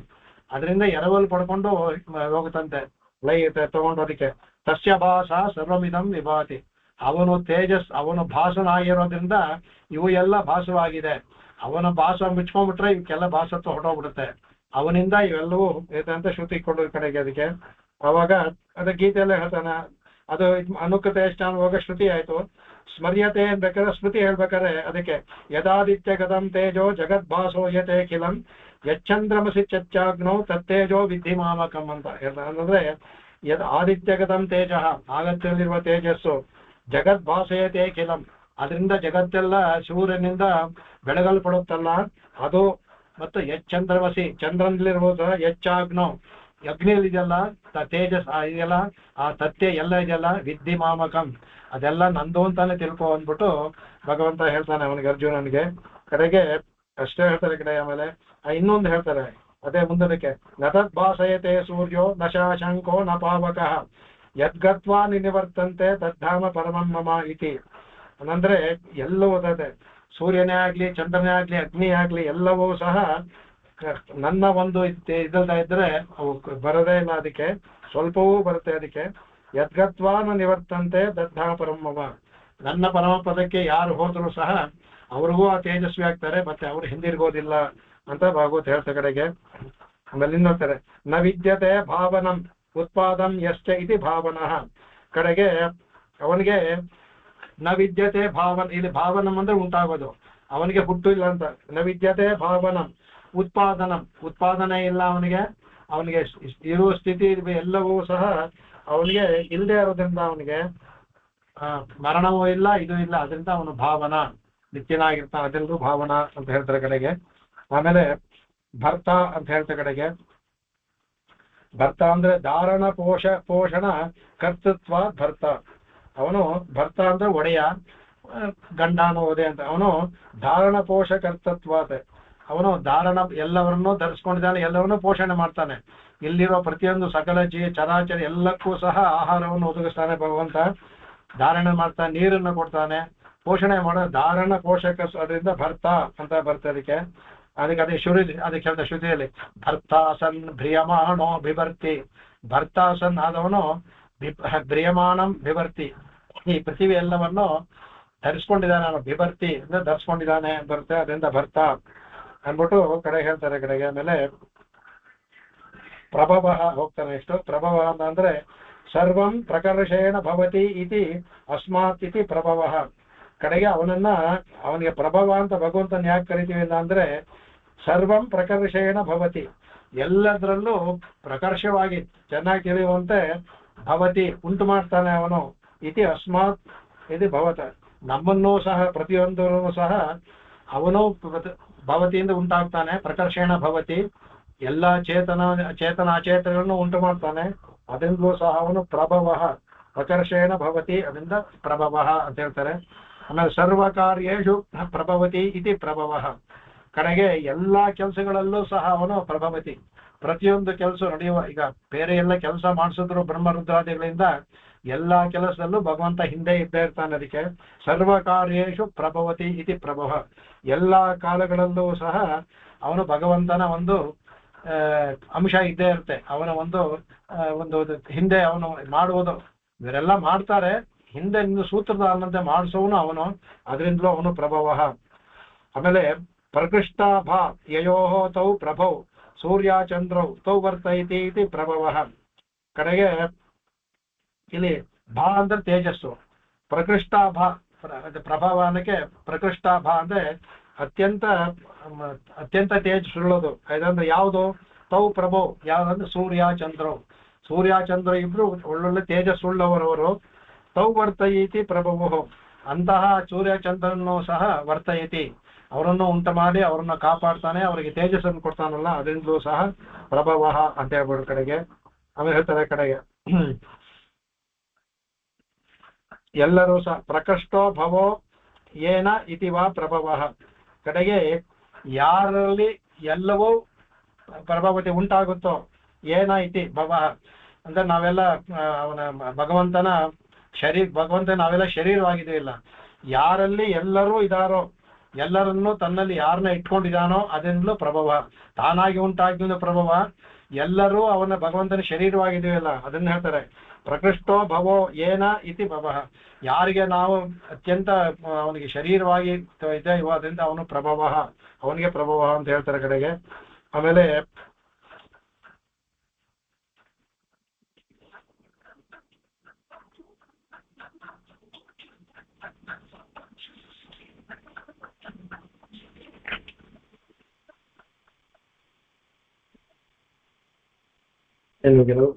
ಭಗವದ್ಗೀತೆಯದೆಲ್ಲ ಮಾಡಿದ್ದಾರೆ. ಅದಕ್ಕೆ ಆ ಭಗವದ್ಗೀತೆಯಲ್ಲಿ ಕೆಲವೆಲ್ಲ ನಾವು ಅದರಲ್ಲೇ ಮಾಡಿದ್ವಿ. ಅದರಲ್ಲಿ ಒಂದು ಹೇಳ್ತಾ ಇರೋದಲ್ಲಿ 5ನೇ ಅಧ್ಯಾಯದಲ್ಲಿ ನ ಕರ್ತು ತನ್ನ ಕರ್ಮಣಿ ಲೋಕಸ್ಯ ಸೃಜತಿ ಪ್ರಭು ನ ಕರ್ಮ ಫಲ ಸಂಯೋಗಂ ಸ್ವಭಾವಸ್ತು ಪ್ರವರ್ತತೆ ಪ್ರಭು ಲೋಕಸ್ಯ ಕರ್ತೃತ್ವಂ ಅಂತ ಅದರಲ್ಲಿ ಇದು ಮಾಡ್ತಾರೆ. ಅದರಲ್ಲೂ ಸಹ ಭಗವಂತನ ಪ್ರಭು ಒಡೆತ್ವ ಬರುತ್ತೆ. ಪ್ರಭವ ಅನ್ನುವಾಗೆ ಅವನ ಒಡೆತನೂ ಬರುತ್ತೆ. ಪ್ರಭು ಕರ್ಮಾಣಿ ಲೋಕಸ್ಯ ನ ಸೃಜತಿ, ಅದರಿಂದ ಎಲ್ಲವೂ ಸಹ ಅವನಿಗೆ ಬರುತ್ತೆ. ಅದಕ್ಕೆ ಕರ್ಮವನ್ನ ಅವನೇ ಉಂಟು ಮಾಡುವವನು, ಲೋಕದಲ್ಲಿ ಎಲ್ಲವನ್ನೂ ಉಂಟು ಮಾಡ್ತಾನೆ ಅವನು. ಅದರಿಂದ ಅವನು ಒಬ್ಬೊಬ್ಬರಿಗೂ ಇಂಡಿಪೆಂಡೆಂಟ್ ಆಗಿ ಅಂತ ಹೇಳ್ತಾರೆ ಹಾಗೆ ಸ್ವತಂತ್ರವಾಗಿ ಒಬ್ಬೊಬ್ಬರಿಗೂ ಸಹ ಅವರವರಲ್ಲಿ ಇದ್ದು ಕರ್ಮವನ್ನು ನಡೆಸ್ತಾನೆ. ಒಂದೇ ಕಡೆ ಇದ್ದಲ್ಲ, ಅವರವರಲ್ಲಿ ಇದ್ದು ಕೂಡ ನಡೆಸ್ತಾನೆ ಅವನು. ಹಾಗಾಗಿ ಅವನು ಪ್ರಭವ ಅಂದ್ಬಿಟ್ಟು ಹೇಳ್ತಾನೆ. ಅದು ಏಕೆಂದ್ರೆ ಅವನಿಗೆ ಸ್ವಭಾವತಃ ಅವನಿಗೆ ಸ್ವಭಾವವೇ ಅದಿರೋದ್ರಿಂದ ಅದನ್ನ ತೋರಿಸ್ಕೊಳ್ತಾರೆ ಕಡೆಗೆ. ಆಮೇಲೆ ಪ್ರಭು ಅಂತ ಬರ್ತೇನೆ ನೆಕ್ಸ್ಟ್. ಅದಕ್ಕೆ ಪ್ರಭು ಅನ್ನುವಾಗ ಪ್ರಕರ್ಷೇಣ ಭವನಾತ್ ಪ್ರಭು ಅಂತ ಹೇಳ್ತಾರೆ. ಅದಕ್ಕೆ ಪ್ರಕರ್ಷೇಣ ಭವತಿ ಇತಿ ಪ್ರಭು. ಪ್ರಕರ್ಷೇಣ ಭವನಾಥ್ ಅಂತ ಹೇಳ್ತಾನೆ ಅಂದ್ರೆ ಅವನು ಎಲ್ಲರಿಗೂ ಒಡೆಯ. ಅವನು ಅಂದ್ರೆ ಪ್ರಕರ್ಷೇಣ ಚಂದ ಎಲ್ಲರಿಗೂ ಸಹ ಒಡೆಯನಾಗಿದ್ದಾನೆ ಅವನು. ಆಮೇಲೆ ಭವನಾಥ್, ಆಮೇಲೆ ಯಾವಾಗ್ಲೂ ಅವನು ಪ್ರಕರ್ಷೇಣ ಭವತಿ, ಒಡೆಯನಾಗಿದ್ದಾನೆ, ಒಡೆಯನಾಗೂ ಇರ್ತಾನೆ, ಮುಂದಕ್ಕೂ ಇರ್ತಾನೆ ಯಾವಾಗ್ಲೂ. ಅದಂತಲೇ ವಿಭು ಪ್ರಭು ಪ್ರಥಮಂ ಮೇಘನಾವತ ಇತಿ ಸಖ್ಯೇಯ ಪ್ರಾಭವಾತೆ ವಿವಿಧೋ ಭವತಿ ಇತಿ ಅಂದ್ಬಿಟ್ಟು. ಅಂದ್ರೆ ಎಲ್ಲದರಲ್ಲೂ ಸಹ ಅವನು ಭಗವಂತ ಒಂದು ಅಂತರ್ಯಾಮಿಯಾಗಿ ಯಾವುದೋ ಒಂದು ರೂಪದಲ್ಲಿ ಇದ್ದೇ ಇರ್ತಾನೆ. ಪ್ರತಿಯೊಂದು ವಸ್ತುವನ್ನಲ್ಲೂ ಅಚೇತನದಲ್ಲೂ ಭಗವಂತ ಇರ್ತಾನೆ. ಅಂದ್ರೆ ಪ್ರಭು ಅನ್ನೋದು ಬರೀ ಚೇತನಕ್ಕೆ ಮಾತ್ರವಲ್ಲ, ಅಚೇತನಗಳಿಗೂ ಅವನು ಪ್ರತಿಯೊಂದರಲ್ಲೂ ಇದ್ದರಿಂದ ಅವನು ಪ್ರಭು ಅಂದ್ಬಿಟ್ಟು ಹೇಳ್ತಾರೆ. ಆ ಕಡೆಗೆ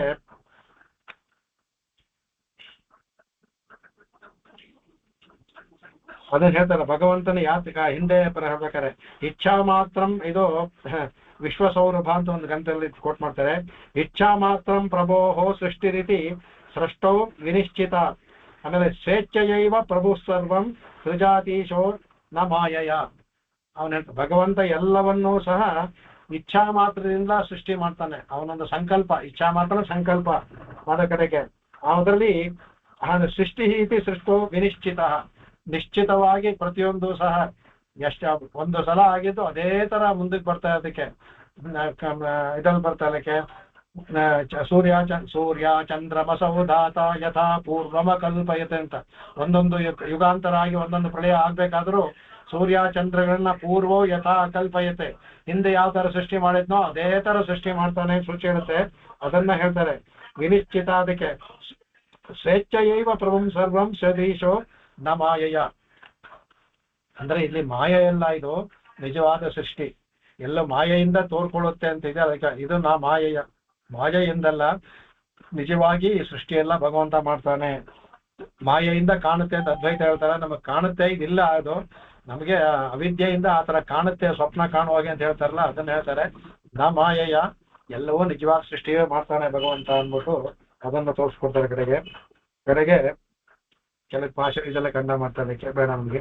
ಈಶ್ವರ ಅನ್ಬೇಕಾದ್ರೆ ಹೇಳ್ತಾರೆ ಈಶಾನಾಂ ಶೀಲತ್ವಾತ್ ಈಶ್ವರ.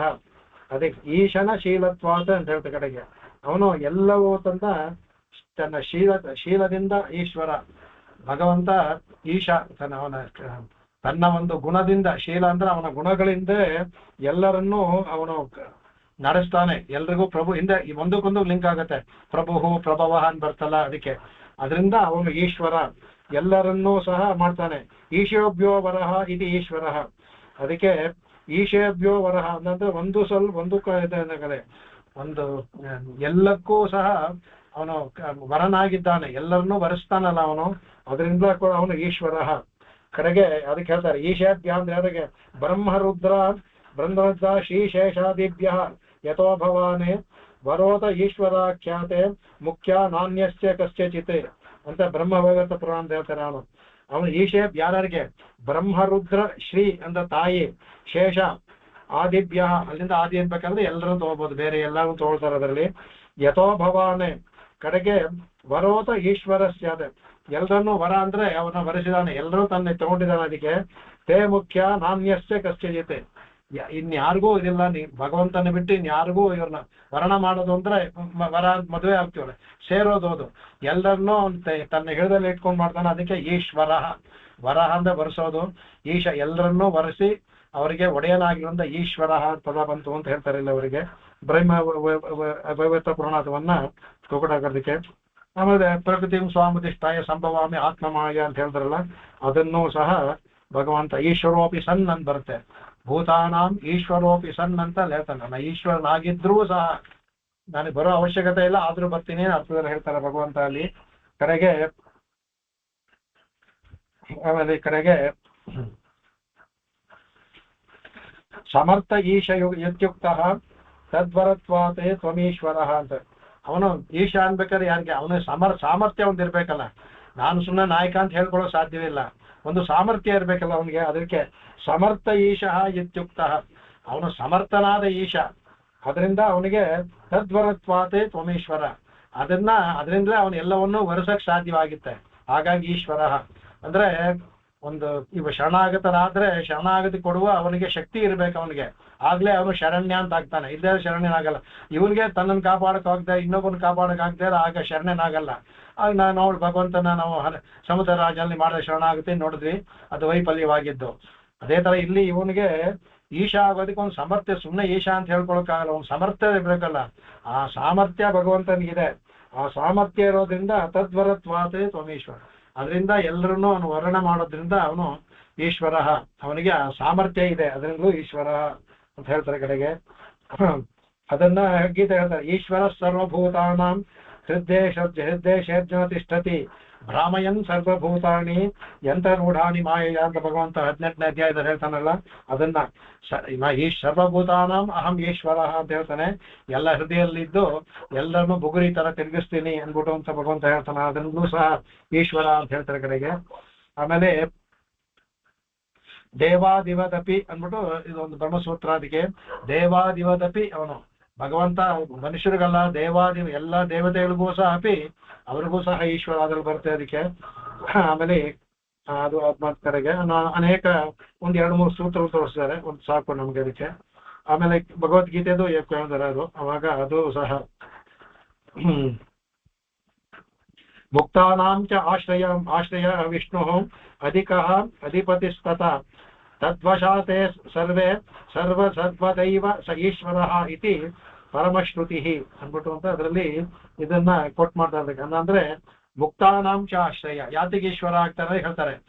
ಬರೀ ಇವ್ರಿಗೆಲ್ಲ, ಮುಕ್ತರಿಗೂ ಸಹ ಮುಕ್ತಾನಾಂಶ ಅವನು ಆಶ್ರಯನಾಗಿದ್ದಾನೆ. ಯಾರು? ವಿಷ್ಣು. ಅಧಿಕ ಅಧಿಪತಿಸ್ತತಃ, ಅವನು ಎಲ್ಲರಿಗಿಂತೂ ಅಧಿಕ, ಎಲ್ಲರಿಗೂ ಅಧಿಪತಿ, ಅಧಿಕನಾದ್ರಿಂದ ಅಧಿಪತಿಸ್ತತ ಅಷ್ಟೇ ಅಲ್ಲ.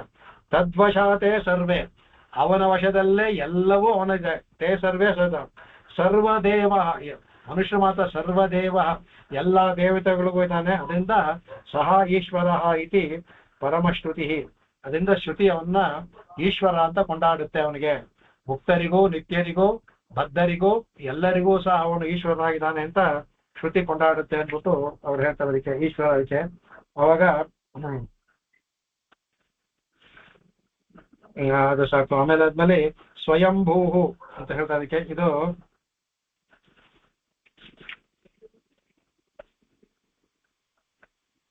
ಇಲ್ಲಿಗೆ 4ನೇ ಶ್ಲೋಕ ಮುಗೀತು ಅದಕ್ಕೆ. ಸ್ವಯಂಭೂಹು ಇದಕ್ಕೆ ಬಂದ್ವಿ. ಅದಕ್ಕೆ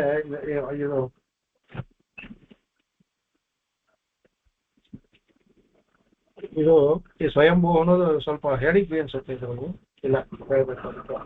ಸ್ವಯಂಭೂ ಶಂಭುರಾದಿತ್ಯ ಪುಷ್ಕರಾಕ್ಷೋ ಮಹಾಸ್ವನಃ ಅನಾದಿ ನಿಧನೋ ಧಾತ ವಿಧಾತ ಧಾತುರುತ್ತಮ. ಶುಗಸುದಿಯವರು ಇವ್ರು ಹೇಳಿದ್ಬಿಟ್ಟು ಬೇರೆ ಏನು ಹೇಳಿಲ್ಲ, ಹಾಗಾಗಿ ಅದನ್ನ ಮತ್ತೆ ರಿಪೀಟ್ ಆಗಿ ಹೇಳಕ್ ಹೋಗಿಲ್ಲ. ಇಲ್ಲಿ ಇವ್ರು ಹೇಳಿದ್ದನ್ನೇ ಅವರು ಸಂಸ್ಕೃತ ಪದಗಳು ಬೇರೆ ಅಷ್ಟೇ, ಅದೇ ಅರ್ಥದಲ್ಲಿ ಎಲ್ಲವನ್ನೂ ಹೇಳಿದ್ದಾರೆ, ಬೇರೆ ಅರ್ಥ ಯಾವುದು ಹೇಳಿಲ್ಲ ಅವರು. ಹಾಗಾಗಿ ಅದನ್ನ ಎಲ್ಲೆಲ್ಲಿ ಬೇರೆ ಅರ್ಥ ಹೇಳಿದಾರೋ ಅದನ್ನ ಆ ಸಮಯದಲ್ಲಿ ಮಾತ್ರ ಅವ್ರನ್ನ ತಗೊಳ್ತೀನಿ ಅದಕ್ಕೆ. ಇದು 5ನೇ ಶ್ಲೋಕ. ಇದರಲ್ಲಿ ಸ್ವಯಂಭೂ ಶಂಭು ಆದಿತ್ಯ ಪುಷ್ಕರಾಕ್ಷ ಮಹಾಸ್ವನಃ ಅನಾದಿ ನಿಧನ ಧಾತ ವಿಧಾತ ಧಾತು ಹೃತ್ತಮ ಅಂತ 9 ನಾಮ ಇದರಲ್ಲಿ ಬರುತ್ತೆ. ಇದರಲ್ಲಿ 9 ನಾಮ ಇದರಲ್ಲಿ ಈ ಒಂದು ಶ್ಲೋಕದಲ್ಲಿ ಬರುತ್ತೆ. ಇದರಲ್ಲಿ ಸ್ವಯಂಭೂ ಅನ್ಬೇಕಾದ್ರೆ ಕುತಃ ಇದಂ ಸ್ವಯಂ ಅಂತ ಹೇಳ್ತಾರೆ. ಸ್ವಯಂಭೂ ಅಂದ್ರೆ ಭುವಃ ಸಂಜ್ಞಾತರಯೋ ಅಂತ ಹೇಳ್ತಾರೆ. ಈ ಭೂ ಅನ್ನೋದಕ್ಕೆ ಸ್ವಯಂಭೂ ಅನ್ನೋದು ಭೂ ಅನ್ನೋ ಒಂದು ಶಬ್ದದಿಂದ ಬಂದಿರುವಂತಹ ಭೂಧಾತು ಅಂತ, ಭೂಧಾತು ಭೂಸತ್ತಾಯಂ ಅಂತ ಭೂಧಾತುವಿಂದ ಬಂದಿರುವಂತಹದ್ದು ಇದು ಸ್ವಯಂಭೂ. ಅದಕ್ಕೆ ಅವಾಗ ಒಂದು ಪ್ರತ್ಯವನ್ನು ಸೇರಿಸಿದ್ರೆ ಅದಕ್ಕೆ ಭೂಹು ಅಂತಾಗುತ್ತೆ. ಆಗ ಅದು ಒಂದು ನಾಮಪದವಾಗುತ್ತೆ. ಇದು ಭೂಹು ಅಂದ್ರೆ ಸ್ವಯಂ ಅಂದ್ರೆ ತಾನಾಗಿ ಉಂಟಾದವನು ಅಂತ ಹೇಳ್ತಾರೆ. ಅದಕ್ಕೆ ಸ್ವಲೀಲಾದಿ ಪ್ರಯೋಜನಾಯ ಸ್ವೇಚ್ಛೆಯ ಸ್ವಾಸಾಧಾರಣೀಂ ಪರಮಸತ್ವಮಯೀಂ ಪ್ರಕೃತಿಮೇವ ಸುರನರ ಸಜಾತೀಯ ಸನ್ನಿವೇಶಾಂ ಅಧಿಷ್ಠಾಯ ಸ್ವಯಮೇವ ಭವತಿ ಇತಿ ನ ಚತುರ್ಥ ಮುಖಾಧಿಪತೆ ಈಶ್ವರಾಂತರೇಣ ಕರ್ಮಾದಿಭಿರ್ವಾ ಪರವತ್ತಯ ಇತ್ಯರ್ಥಃ. ಹೀಗೆ ಸ್ವಯಂಭೂ ಒಂದೊಂದು ಲಿಂಕ ಹೋಗುತ್ತೆ, ತಾನಾಗೆ ಬರ್ತಾನೆ ಅನ್ಬೇಕಾದ್ರೆ ಈಶ್ವರ ಅಂತ ಹೇಳಿದ್ರೆ ಅವನಿಗೆ ಪ್ರಗತಿಂ ತ್ವಾಂ ಅಧಿಷ್ಠಾಯ ಅನ್ಬೇಕಾದ್ರೆ ಪ್ರಗತಿ ಅನ್ಬೇಕಾದ್ರೆ ಸ್ವೇಚ್ಛೆಯ ಅಂತ ಭಗವದ್ ರಾಮಾನುಜರು ಮಾಡಿ ಶಂಕರು ಅದೇ ಅರ್ಥ ಮಾಡಿದ್ದಾರೆ. ಪ್ರಗತಿ ಅಂದ್ರೆ ತನ್ನ ಒಂದು ಸ್ವಭಾವದಿಂದ ಅಂತ, ತನ್ನ ಇಚ್ಛೆಯಿಂದ ತನ್ನ ಸ್ವಭಾವದಿಂದ ಅನ್ಬಿಡ್ತಾರೆ. ಅದಕ್ಕೆ ಈ ಸ್ವಯಂಭೂ ಶಬ್ದ ಬರುತ್ತೆ. ಅದಕ್ಕೆ ಅವನಿಗೆ ಸ್ವಲೀಲಾದಿ ಅವನ ಈ ಲೀಲಾ ವಿಭೂತಿ ಅವನೇ ಉಂಟು ಮಾಡಿದ್ದದಕ್ಕೆ ತನ್ನ ಪ್ರಯೋಜನಾಯ, ತನ್ನ ಲೀಲೆಗೋಸ್ಕರ ತನ್ನ ಪ್ರಯೋಜನಕ್ಕೋಸ್ಕರ ಏನ್ ಮಾಡ್ತಾನೆ, ಸ್ವೇಚ್ಛೆಯ ತನ್ನ ಒಂದು ಇಚ್ಛೆಯಿಂದ ಸ್ವಸಾಧಾರಣೀಂ ಪರಮಸತ್ವಮಯೀಂ ಅತ್ಯಂತ ಅಸಾಧಾರಣ ಅವನು ಪರಮಸತ್ವ ಉಳ್ಳಂತ ಅವನು ಪ್ರಕೃತಿಮೇವ ಸುನರ ಸಜಾತಿಯ ಸನ್ನಿವೇಶ ಅಮದಿಶ್ಯ ಅವನು ಸಹ ಪ್ರಕೃತಿಯಲ್ಲಿ ಬಂದು ತನ್ನ ಒಂದು ಸ್ವಭಾವವನ್ನು ಬಂದು ಸುರನರ ಸಜಾತಿಯ ಸನ್ನಿವೇಶ ದೃಷ್ಟ್ಯ ಇಲ್ಲಿ ಬಂದು ತನ್ನ ಲೀಲೆಗೋಸ್ಕರ ಇಲ್ಲಿ ಮನುಷ್ಯ ಪ್ರಾಣಿ ಪಕ್ಷಿಗಳ ಮೀನಾಗಿ ಬಂದ, ಆಮೆಯಾಗಿ ಬಂದ, ಎಲ್ಲ ಬಂದ. ಅದಕ್ಕೆ ಸೊ ಆಮೇಲೆ ನರ ಸಜಾತೀಯ ನರನಾಗಿ ಬಂದು ಸನ್ನಿವೇಶ ಅಧಿಷ್ಠಾಯ ಆಯಾಯ ಕಾಲಕ್ಕೆ ಆಯಾ ಸನ್ನಿವೇಶಕ್ಕೆ ತಕ್ಕಂತೆ ಹೋಗುವಂತೆ ಅದಕ್ಕೆ ಸ್ವಯಮೇವ ಭವತಿ ಅವನು ತಾನೇ ಉಂಟಾಗ್ತಾನೆ. ಸ್ವಯಮೇವ ಭವತಿ ಅವನಿಗೆ ಮೇಲಿನ ಅವನಿಗೆ ನೀನು ಹೋಗು ಮಾಡು ಅಂತ ಹೇಳೋರಿಲ್ಲ, ನೀನು ಅವನು ಬರದೇ ಇದ್ರೆ ಯಾಕೆ ನೀ ಬರ್ಲಿಲ್ಲ ಅಂತ ಕೇಳೋರಿಲ್ಲ, ನಮ್ಮನ್ನ ಕಾಪಾಡಿದ್ರೆ ಯಾಕೆ ಕಾಪಾಡ್ತೀಯ ಅಂತ ಕೇಳೋರಿಲ್ಲ, ಕಾಪಾಡಬೇಡ ಅಂತ ಹೇಳೋರಿಲ್ಲ, ಕಾಪಾಡದೇ ಇದ್ರೆ ನೀ ಯಾಕೆ ಕಾಪಾಡಲಿಲ್ಲ ಅಂತ ಅವನು ಯಾವುದೂ ಇಲ್ಲ, ಎಲ್ಲವೂ ಅವನೇ. ಅದನ್ನ ಹೇಳ್ತಾರೆ ಎಲ್ಲವೂ ಸ್ವಯಮೇವ ತನ್ನ ಇಚ್ಛೆಯಿಂದಲೇ ತಾನೇ ಮಾಡೋದ್ರಿಂದ ಭವತಿ ಇತಿ. ಅವಾಗ ಅವನು ಸ್ವಯಂಭೂ. ಅವಾಗ ಇದೇನಾಗುತ್ತೆ ಇದರಲ್ಲಿ ನ ಚತುರ್ಮುಖಾಧಿಪತಿ ಈಶ್ವರಾಂತರೇಣ ಕರ್ಮಾದಿಪಿರ್ವ ಅಂದ್ರೆ ಈಗ ಚತುರ್ಮುಖಾದಿಗಳು ಅಲ್ಲಿಂದ ಹಿಡಿದು ಬ್ರಹ್ಮಸ್ತಂಭ ಪರ್ಯಂತಂ ಎಲ್ಲವೂ ಸಹ ಕರ್ಮದಿಂದ ಬಂದಂತ ಇದು ಜೀವಗಳೆಲ್ಲವೂ ಸಹ ಈಶ್ವರಾದ ಕರ್ಮಾದಿಪಿರ್ವ. ನಮ್ಮ ಜನ್ಮ ಎಲ್ಲ ಕರ್ಮದಿಂದ ಬಂದಿರೋದು, ಪಂಚಭೂತಗಳಿಂದ ಉಂಟಾಗಿದ್ದು.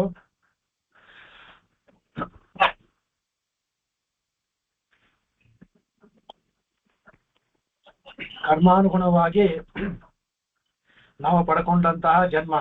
ಭಗವಂತನ ಆ ಥರದಲ್ಲ, ಭಗವಂತಂದು ಸ್ವಯಮೇವ ತಾನಾಗಿ ಬಂದಿರೋದು, ಅದರಿಂದ ಪರವತ್ತೆಯ ಇತ್ಯರ್ಥ. ಹಾಗಾಗಿ ತಾನಾಗಿ ಯಾರಿಗೂ ಸೇವಕನಾಗದೆ ಇಲ್ಲಿ ತನ್ನ ಸೇವಕನಾದ್ರು ತನ್ನ ಇಚ್ಛೆಯಿಂದಲೇ, ಭಕ್ತರಿಗೆ ಸೇವಕನಾಗ್ತಾನೆ ಅಂದ್ರೆ ಅದು ಅವನ ಇಚ್ಛೆಯಿಂದಲೇನೆ, ಸ್ವೇಚ್ಛೆಯ. ಸ್ವಯಂ ಅಂದ್ರೆ ಅವನಾಗಿಯೇ ತನ್ನದೇ ಅಂದ್ಬಿಟ್ಟು, ಅದರಿಂದ ಸ್ವಯಂಭೂ ತಾನಾಗಿ ತೋರ್ಕೊಳ್ತಾನೆ, ತಾನಾಗಿ ನಮಗೆ ದಾಸನಾಗ್ತಾನೆ, ತಾನಾಗಿ ಕಷ್ಟ ಎಲ್ಲವೂ ಸಹ ಸ್ವಯಂ ಅವನ. ಇದರಿಂದ ಅವನು ಯಾವ ಒಂದು ಕರ್ಮದಿಂದ ಬಂದವನಲ್ಲ, ಈ ತರ ಆಗ್ಬೇಕು ಆ ತರ ಇರ್ಬೇಕು ಅಂತ ಅವನಿಗೆಲ್ಲ. ಅದರಿಂದ ಹೇಳ್ತಾರೆ ಏಕೆ ಸ್ವಯಂಭೂ ಬ್ರಹ್ಮ ಪರಮಂಕವೀನಾಮ್ ಅಂತ ಶ್ರುತಿ ಕೊಂಡಾಡುತ್ತೆ. ಸ್ವಯಂಭೂ ಬ್ರಹ್ಮ ಪರಮಂಕವೀನಾಮ್ ಅಂದ್ಬಿಟ್ಟು ಅಂತ ಎಲ್ಲರಿಗೂ ಸಹ ತತ್ವವಿಧಾನ. ಕವಿ ಅಂದ್ರೆ ತತ್ವ ಕವಿನ ಅಂದ್ರೆ ಇಲ್ಲಿ ಋಷಿಗಳು ಹೇಳ್ತಾರೆ. ಅವನು ಎಲ್ಲರಿಗೂ ಸಹ ಅವನು ಸ್ವಯಂಭೂ ತಾನಾಗಿ ಕಾಣಿಸ್ಕೋತಾನೆ ಅಂದ್ಬಿಟ್ಟು. ಪ್ರಕೃತಿಂ ಸ್ವಾಮಧಿಷ್ಠಾಯ ಹೇಳ್ದಲ್ಲ, ಸಂಭವಾಮಿ ಆತ್ಮಮಾಯ ಅಂತ ಗೀತೆ ಹೇಳಿದಕ್ಕೆ, ನನ್ನ ಸ್ವಭಾವನ್ನೇ ನಾನು ಅವಲಂಬಿಸಿಕೊಂಡು ನನ್ನ ಆತ್ಮ ಸಂಕಲ್ಪ, ಮಾಯಾ ಅಂತ ಸಂಕಲ್ಪ, ಮಾಯಾ ವಯುನಂ ಜ್ಞಾನಂ ಅಂತ ಸಂಕಲ್ಪ ಅಂತ ಆಗುತ್ತೆ. ಈ ಮಾಯವಲ್ಲ, ಅದರಿಂದ ನನ್ನ ಸಂಕಲ್ಪದಿಂದ ನಾನೇ ಅವತಾರ ಮಾಡ್ತೀನಿ ಅಂತ ಭಗವಂತ ನೇರವಾಗಿ ಭಗವದ್ಗೀತೆಯಿಂದ ಹೇಳಿದ 4ನೇ ಅಧ್ಯಾಯದಲ್ಲಿ ಬರುತ್ತೆ. ಅದಕ್ಕೆ ಅವರು ಹೇಳ್ತಾರೆ ತ್ರಿಗುಣ ಜೀವ ಪ್ರಕೃತ್ಯೋರಪಿ ಸ್ವತ್ವೇಪಿ ಸ್ವಭೋಗ ವಿಭೂತಿತ್ವ ಅಸಾಧಾರಣ್ಯಾತೆ ವಿಶಿನಷ್ಟಿ ಪ್ರಗತಿಂ ಸ್ವಾಮ್ ಇತಿ. ಕಡೆಗೆ ಅವನು ಈ ಸತ್ವರಜಸ್ ತಮಸ್ ಕೂಡಿದಂತ 3 ಗುಣದಿಂದ ಕೂಡಿದಂತ ಆ ಗುಣಗಳ ಆತರ ನಮ್ಮ ಸಾಧಾರಣ ಜೀವಾತ್ಮನಿಗೆ ಪ್ರಕೃತಿ ಸತ್ವ ರಜಸ್ ತಮಸ್ಸು ಇರುವ 3 ಗುಣ. ಅದರಿಂದ ನಾವು ಉಂಟಾದವರು, ಅದರಿಂದ ಆಗೋರು. ಆದ್ರೆ ಭಗವಂತ ಪೂರ್ಣ ಶುದ್ಧ ಸತ್ವದಲ್ಲೇ ಉಂಟಿರೋನವನು. ಅದರಿಂದ ಈ ಎಲ್ಲವೂ ಸಹ ಈ ಎಲ್ಲವೂ ಅವನೇ ಸೃಷ್ಟಿಯಿಂದ ಈ ಸತ್ವ ರಜಸ್ ತಮಸ್ಸು ಪ್ರಗತಿಯು ಭಗವಂತನ ಸೃಷ್ಟಿಯಾಗಿದೆ. ಹಾಗಿದ್ರೂ ಸಹ ಅವನು ತನ್ನ ಒಂದು ಅವನಿಗೆ 2 ಪ್ರಕೃತಿ. ನಾವು ಸಾಧಾರಣ ಪ್ರಕೃತಿ ಅನ್ನೋದು ಪ್ರಧಾನ ಅಂತ ಹೇಳ್ತೀವಲ್ಲ, ಅದು ಸತ್ವಗುಣ ಸತ್ವ ರಜಸ್ ತಮಸ್ಸು ಉಳ್ಳಂತಹ ಪ್ರಕೃತಿ. ಈ ಪ್ರಕೃತಿ ಯಾವುದು ನಾವು ಇರುವಂತಹದ್ದು ಅವನ ಆತ್ಮ, ಅವನ ಪ್ರಕೃತಿ ಇದೆಯಲ್ಲ, ಅವನ ಪ್ರಕೃತಿ ಶುದ್ಧ ಸತ್ವ ಮಾಡಿದ್ದು. 2 ಪ್ರಕೃತಿಯಲ್ಲಿ ನಮ್ದು ಇದು ಭಗವಂತನ ಪ್ರಕೃತಿ ಬೇರೆ, ನಾವಿರೋ ಪ್ರಕೃತಿ ಬೇರೆ. ನಾವಿರೋ ಪ್ರಕೃತಿ ತ್ರಿಗುಣಾತ್ಮಕವಾದದ್ದು, ಭಗವಂತ ಏಕಾತ್ಮಕ ಅಂದ್ರೆ ಯಾವಾಗಲೂ ಶುದ್ಧ ಸತ್ವವಾಗಿರುವಂತಹದ್ದೇ. ಅದನ್ನ ಹೇಳ್ತಾರೆ. ಅದಕ್ಕೆ ಸ್ವಾಂ ಪ್ರಕೃತಿ ಅಧಿಷ್ಠ ಅಂತ, ನನ್ನ ಪ್ರಕೃತಿಯನ್ನ ನಾನು ಅವಲಂಬಿಸಿ ಅಂತ ಹೇಳೋದು ಗೀತೆಯಲ್ಲಿ ಭಗವಂತ. ನನ್ನ ಪ್ರಕೃತಿಯಿಂದ ಬರೀ ಶುದ್ಧ ಸತ್ವದ ಪ್ರಕೃತಿ, ಈ ತ್ರಿಗುಣಾತ್ಮಕ ಪ್ರಕೃತಿ ಅಲ್ಲ. ಅದರಿಂದ ಅದನ್ನ ಅಧಿಷ್ಠಾಯ ಅಂದ್ಬಿಟ್ಟು ಭಗವಂತ ಅದಕ್ಕೆ ನನ್ನ ಪ್ರಗತಿಯಿಂದ ಅಂತ ಪ್ರಗತಿಂ ಸ್ವಾಂ ಅಧಿಷ್ಠಾಯ ಅಂತ ಹೇಳ್ಕೊಂಡಾನೆ ಭಗವದ್ಗೀತೆಯಲ್ಲಿ. ಅಲ್ಲಿ ಪ್ರಗತಿಯಿಂದ ಅವನ ಪ್ರಕೃತಿ ಬರೀ ಶುದ್ಧ ಸತ್ವಮಯ ಪ್ರಕೃತಿ. ತ್ರಿಗುಣಾತ್ಮಕ ಪ್ರಕೃತಿ ಅಲ್ಲ ಅದು. ನಾವೆಲ್ಲ ಇರೋದು ಪ್ರಧಾನ ತ್ರಿಗುಣಾತ್ಮಕವಾದ ಪ್ರಕೃತಿ. ಅದನ್ನ ಹೇಳ್ತಾ ಇದಕ್ಕೆ ಕಡೆಗೆ ಇದಕ್ಕೆ ಒಂದು ಕಥೆಯನ್ನ ತೋರಿಸ್ತಾರೆ ಇವರು. ವೈದಿಕ ಪುತ್ರನ ಹರಿವಂಶದಲ್ಲಿ ವೈದಿಕ ಪುತ್ರನೇ ಲೀಲೋಪಕರಣ. ಆ ವೈದಿಕ ಪುತ್ರನ ಒಂದು ಅದು ಬರುತ್ತೆ. ಒಬ್ಬ ವೈದಿಕ ಇರ್ತಾನೆ, ಅವನು ಮಗು ಹುಟ್ಟಿದ ತಕ್ಷಣ ಮಾಯವಾಗ್ಬಿಡುತ್ತೆ ಅದು. ಆಗ ಅವನು ಬರ್ತಾನೆ, ಆಗ ಇವರ ಯುಧಿಷ್ಠಿರ ಆಜ್ಞೆ ಮಾಡ್ತಿರ್ತಾನೆ. ಬಂದು ಅವಾಗ ಕೇಳ್ತಾನೆ, ಅವನು ಅರ್ಜುನನ್ ಕೇಳ್ತಾನೆ, ನೋಡಪ್ಪ ಈ ತರ ಆಗ್ತಾ ಇದೆ, ನಾನು ಬಂದಾಗಲೇ ಎಲ್ಲ ಮಾಯವಾಗುತ್ತೆ, ಇಲ್ಲಿವರೆಗೂ 4-5 ಮಕ್ಕಳು ಆಯ್ತು, ಏನೊಂದು ಕಾರಣ ಗೊತ್ತಿಲ್ಲ, ಯಾರು ಕಾಯ್ತಿಲ್ಲ, ಯಾರು ಬಂದು ತಗೊಂಡೋದು ಗೊತ್ತಿಲ್ಲ ಅಂತ. ಆಗ ಇವನೇನ್ ಮಾಡ್ತಾನೆ, ನಾನು ಯಾರಾದ್ರೂ ಬಂದ ತಾನೆ ಒಂದು ಗಾಳಿ ಒಳಗಡೆ ಬರ್ದಂಗೆ ಮಾಡ್ತೀನಿ ಅಂದ್ಬಿಟ್ಟು ಬಾಣಗಳಿಂದ ಮನೆ ಫುಲ್ ಮುಚ್ಚಿಬಿಡ್ತಾನೆ. ಅವನು ಎಲ್ಲಾ ಕಡೆ ಒಂದು ಚೂರು ಇರಬಾರ್ದು, ಒಂದು ಗಾಳಿ ಒಳಗೆ ಬರೋ ಸಾಧ್ಯವಿಲ್ಲ. ನನ್ನ ಚಾಣಚಕ್ಯತೆ ಬಾಣದ ಚಾಕಚಕ್ಯತೆ ನೋಡಿ ಬಿಡ್ತಾನೆ. ಕೃಷ್ಣ ನಗ್ತಾ ನಿಂತಿರ್ತಾನೆ ಪಕ್ಕದಲ್ಲಿ. ಆಗ ಒಂದು ಹೋಗುತ್ತೆ, ಅದು ಮಾಯವಾಗುತ್ತೆ ಅದು. ಅದೇಗೋಯ್ತು ಅಂದಾಗ ಆಗ ಹೇಳ್ತಾನೆ, ಪ್ರಕೃತಿ ಹೇಳ್ತಾರೆ ಪ್ರಕೃತಿ ದ್ವಯೋಪಿ ಅನ್ಯಾಸ ಉಪರಿ ಅಂದ್ಬಿಟ್ಟು. ಆಗ ಎರಡು ಪ್ರಕೃತಿ ದ್ವಯೋಪಿ, ಎರಡು ಪ್ರಕೃತಿಗಳು. ಒಂದು ಈ ತ್ರಿಗುಣಾತ್ಮಕವಾದ ಪ್ರಕೃತಿ. ಆಗ ಬ್ರಹ್ಮ ತೇಜೋಮಯಂ ದಿವ್ಯಂ ಆಶ್ಚರ್ಯಂ ದೃಷ್ಟವಾನಸಿ. ಆವಾಗ ಆ ಕಥೆ ಆವಾಗ ಕೃಷ್ಣನೇ ಬಂದು ಅರ್ಜುನ ಕರ್ಕೊಂಡು ಹೋಗ್ತಾನೆ. ಪರಪದಕ್ಕೆ ತೋರಿಸ್ತಾನೆ ನೋಡಿ. ಪರಪದಿಗೆ ಜೀವ ಅವನ ದೇಹದಿಂದಲೇ ಹೋಗ್ತಾನೆ. ಹೋಗಿ ಅಲ್ಲಿ ತೋರಿಸಿ ಆ ಮಕ್ಕಳನ್ನು ತಗೊಂಡು ಬಂದು ಕೊಡ್ತಾನೆ. ಆಗ ಅವ್ನು ಹೇಳ್ತಾನೆ, ಈ ಪ್ರಕೃತಿಯನ್ನು ಮೀರಕ್ಕೆ ಯಾರಿಗೂ ಸಾಧ್ಯವಿಲ್ಲ. ಅವ್ನಿಗೆ ಯಾವ್ದೋ ಇದ್ದಿತ್ತು ಅವರಿಂದ ತಂದು ಮಕ್ಕಳನ್ನ ಕೊಡ್ತಾನೆ. ಅರ್ಜುನ ತಂದು ಕೊಟ್ಟ ಅಂತ ಸಂತೋಷ ಪಡ್ತಾರೆ. ಭಗವಂತ ತಂದು ಕೊಟ್ಟಿದ್ದದು. ಅವಾಗ ಹೇಳ್ತಾನೆ, ಬ್ರಹ್ಮ ತೇಜೋಮಯಂ ದಿವ್ಯಂ ಆಶ್ಚರ್ಯಂ ದೃಷ್ಟವಾನಸಿ. ಆಗ ಅಲ್ಲಿ ನೋಡ್ತಾನೆ, ಅವಾಗಪ್ಪ ಈ ತೇಜಸ್ಸನ್ನ ಆಶ್ಚರ್ಯದಿಂದಲೇ ನೋಡಿದಿಲ್ಲ, ನೀನು ನನ್ನ ತೇಜಸ್ಸನ್ನ ನೀನು ಕಂಡಿದೀಯ, ಅಲ್ಲಿ ಆಶ್ಚರ್ಯಕರ ತೇಜಸ್ಸನ್ನ ಕಂಡಿದೀಯ ನೀನು. ಅಹಂಸ ಭರತಶ್ರೇಷ್ಠ ಮತ್ತೇಜ ತತ್ ಸನಾತನಂ. ಅದರಿಂದ ನನ್ನ ತೇಜಸ್ಸು ಇದೆಯಲ್ಲ ಭರತ ಅರ್ಜುನ, ಅದು ಸನಾತನವಾದದ್ದು ತೇಜಸ್ಸು ಅಂತ ಅಲ್ಲಿ ಭಗವಂತ ಹೇಳ್ತಾನೆ. ಅವರಿಗೆ ಅದೇ ಪ್ರಕೃತಿ ಸಾಂ ಮಮ ಪರ ವ್ಯಕ್ತ ಚ ಭಾರತ. ಅವ ಹೇಳ್ತಾನೆ, ನನಗೆ ಮಮ ಅಪರ, ನಂದು ಮತ್ತು ಅಪರ ಎರಡು ಪ್ರಕೃತಿ ಇದೆ ಅಂತ ಹೇಳ್ತಾನೆ. ಮಮ ನನ್ನ ಪ್ರಕೃತಿ, ಅಪರ ಪ್ರಕೃತಿ ತ್ರಿಗುಣಾತ್ಮಕವಾದ ಪ್ರಕೃತಿ ನಾವಿರುವಂತಹದ್ದು. ಅವಾಗ ಒಂದು ವ್ಯಕ್ತ ಒಂದು ಅವ್ಯಕ್ತ. ಒಂದು ವ್ಯಕ್ತವಾಗಿರೋದು ಈಗ ನಾವಿರೋ ವ್ಯಕ್ತವಾಗಿರೋ ಪ್ರಕೃತಿ ನಾವಿರೋದು, ಅವ್ಯಕ್ತವಾದ ಪ್ರಕೃತಿ ಭಗವಂತನದು. ಅದನ್ನ ಹೇಳ್ತಾನೆ ಹರಿವಂಶದಲ್ಲಿ ಅದ್ಭುತವಾಗಿ ಬರುತ್ತೆ. ಅದಕ್ಕೆ ತಾಂ ಪ್ರವಿಷ್ಟ ಭವಂತೀಹ ಮುಕ್ತ ಭರತ ಸತ್ತಮ ಇತಿ. ಕಡೆಗೆ ಹೇಳ್ತಾರೆ, ಒಂದ್ ವೇಳೆ ಇದನ್ನ ಈಗ ನೀನು ಈಗ ಅವನು ಕರ್ಕೊಂಡು ಹೋಗಿದ್ದಾನೆ, ಆದ್ರೆ ಈಗ ಅವನ ಹೊರಗಡೆ ಹೋಗಿದ್ರು ಅವನಿಗೆ ಮುಕ್ತಿ ಇಲ್ಲ. ಯಾಕೆಂದ್ರೆ ಅಲ್ಲಿಗೆ ಹೋಗ್ಬೇಕಾದ್ರೆ ಕೆಲವು ನಿಯಮಗಳಿದೆಯಲ್ಲ, ಅದು ಮಾಡಿ ಹೋಗ್ಬೇಕು. ಅದಕ್ಕೆ ಆತರ ನೀನು ಪ್ರವೇಶಿಸಿದ ಯಾರು ಜೀವರು ಅಲ್ಲಿಗೆ ಹೋಗ್ಬೇಕಾದ್ರೂ ಉಪಾಯವನ್ನು ಮಾಡಿ ಪ್ರವೇಶ ಮಾಡ್ತಾರೋ ಅವರು ಮುಕ್ತರಾಗ್ತಾರೆ ಅಂದ್ಬಿಟ್ಟು ಹೇಳ್ತಾನೆ. ಅರ್ಜುನ ಹೋಗಿದ್ರೆ ಯಾಕೆ ಮುಕ್ತನಾಗಿಲ್ಲ ಅಂದ್ರೆ ಅವನು ಇದನ್ನ ಕರ್ಮವನ್ನು ಕಳ್ಕೊಂಡು ಇದು ಮಾಡ್ಕೊಂಡು ಹೋಗಿಲ್ಲ, ಭಗವಂತನ ಕೃಪೆಯಿಂದ ನೋಡಕ್ಕೆ ಅವನಿಗೆ ಒಂದು ಅವಕಾಶ ಮಾಡಿಕೊಟ್ಟ ಅಷ್ಟೇ. ಅದಕ್ಕೆ ವ್ಯಕ್ತಂ ಹಿ ವಿಷ್ಣು ತತ್ವೇ ಪಂಚಶಕ್ತಿಯನ್ನು ಮುಕ್ತ. ಅದಕ್ಕೆ ಆ ವಿಷ್ಣು ತತ್ವದಲ್ಲೂ ಸಹ ಪಂಚಶಕ್ತಿ ಅಂದ್ರೆ ಪರ ವ್ಯೂಹ ವಿಭವ ಅಂತರ್ಯಾಮಿ ಅರ್ಚೆ ಇದೆಯಲ್ಲ, ಈ 5 ವ್ಯಕ್ತ ಇದೆಯಲ್ಲ, ಅದಕ್ಕೆ ವಿಷ್ಣು ತತ್ವ ಎಲ್ಲ ಹೇಳ್ತೆ. ಈ 5 ಶಕ್ತಿ ಇದೆಯಲ್ಲ, ಅದು 5 ಶಕ್ತಿಗಳು. ಅದರಲ್ಲಿ ಅದು ಮತ್ತೆ ಮತ್ಸ್ಯ ಕೂರ್ಮ ವರಾಹಾನಾಂ ಆವಿರ್ಭಾವೋ ಮಹಾತ್ಮ. ಅದೇ ತರ ಈ ಮತ್ಸ್ಯ ಕೂರ್ಮ ವರಾಹ ಆದಿಯಾಗಿ ಎಲ್ಲವನ್ನೂ ಸಹ ಎಲ್ಲವೂ ಸಹ ಅನಯೈವ ದ್ವಿಜಶ್ರೇಷ್ಠ ನಾಣ್ಯತಾ ತದ್ ವಿರೋಧತಃ. ಆದ್ರೆ ಇದು ಎಲ್ಲವೂ ಸಹ ಇದು ಬಂತಲ್ಲ, ಅವನ್ನೆಲ್ಲ ಬಂದಲ್ಲ, ಇದೆಲ್ಲ ಈ ತ್ರಿಗುಣಾತ್ಮಕ ರೀತಿಯಲ್ಲಿ ಅವತಾರವನ್ನು ಮಾಡದ್ನಲ್ಲ ಅಂದ್ರೆ ಯಾವ ವಿರೋಧವೂ ಇಲ್ಲ ಅಂತ ಹೇಳ್ತಾರೆ. ಅನೈವ ನಾಣ್ಯತತ್ ವಿರೋಧತ. ಅವನ ಒಂದು ಪ್ರಗತಿಗೆ ವಿರೋಧವೇ ಇಲ್ಲ. ಇಲ್ಲಿದ್ರು ಆ ಪ್ರಗತಿ ಇರುತ್ತೆ, ನಮಗ್ ಕಾಣೋದಿಲ್ಲ ಅಷ್ಟೇ, ಅವ್ಯಕ್ತವಾದದ್ದು ಕಾಣೋದಿಲ್ಲ ಅದಕ್ಕೆ. ಅದರಿಂದ ಹೇಳ್ತಾರೆ. ಆಮೇಲೆ ವಿಷ್ಣು ಪುರಾಣದಲ್ಲಿ ಒಂದು ಬರುತ್ತೆ, ಸಮಸ್ತಾಹ ಶಕ್ತಯಶ್ಚ ಏತಾಹ ಅನ್ಬಿಟ್ಟು. ಅಂದ್ರೆ ಎಲ್ಲಾ ಶಕ್ತಿಗಳಿಂದ ಏತಾಹ ಸಮಸ್ತಾಹ ಶಕ್ತಿ, ಯಾವ್ಯಾವ ಶಕ್ತಿ ಅಂತ ಇದೆಯೋ ಊಹಿಸ್ಕೋಬಹುದು, ಯಾವ್ದಿದೆಯೋ ಎಲ್ಲವೂ ಏತಾಹ ಭಗವಂತನಿದೆ ಆ ಶಕ್ತಿ ಎಲ್ಲ ಅಂತ ಅದ್ ಹೇಳ್ತೆ. ಆಮೇಲೆ ಪ್ರಾದುರ್ಭಾವ ಪ್ರಯೋಜನ ನಿಮಿತ್ತ ಉಪಾದಾನ ಕಾಲ ಸಂಖ್ಯಾದಿ ವೈಲಕ್ಷಣಂ ಸುವ್ಯಂಜಿತವ್ಯಂ.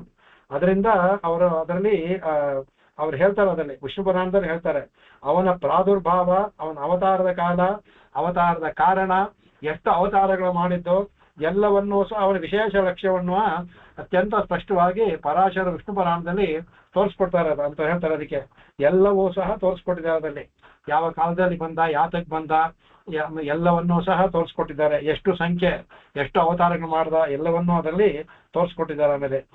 ಆಮೇಲೆ ರಾಮಾನುಜರು ಹೇಳ್ತಾರೆ, ಸರ್ವಲೋಕೇಶ್ವರ ಸಾಕ್ಷಾತ್ ಲೋಕಾನಾಂ ಹಿತಕಾಮ್ಯ ಅಂತ ಅಂದ್ಬಿಟ್ಟು ಆ ಯುದ್ಧಕಾಂಡದಲ್ಲಿ ಬರುವಂತಹ ಇದು ಅದರಲ್ಲಿ ಬ್ರಹ್ಮ ಇದು ಮಾಡೋದಲ್ಲಿ ಸರ್ವಲೋಕೇಶ್ವರ ಸಾಕ್ಷಾತ್ ಲೋಕಾನಾಂ ಹಿತಕಾಮಃ, ಅವನೇ ಸಹಿದೈವೈಹಿ ಉದೀರ್ಣಶ್ಚ ರಾವಣಶ್ಚ ವಧಾರ್ತಿವಿ, ಅಂತಹವನೇ ಲೋಕಕ್ಕೆ ಕಾರಣ, ಲೋಕಹಿತಕ್ಕೋಸ್ಕರ ಅವನು ರಾವಣ ವಧೆಗೋಸ್ಕರ ಇಲ್ಲಿ ಅವತಾರ ಮಾಡಿದಂತ ಬ್ರಹ್ಮ ಹೇಳ್ತಾನೆ ಬ್ರಹ್ಮಸ್ತೋತ್ರದಲ್ಲಿ.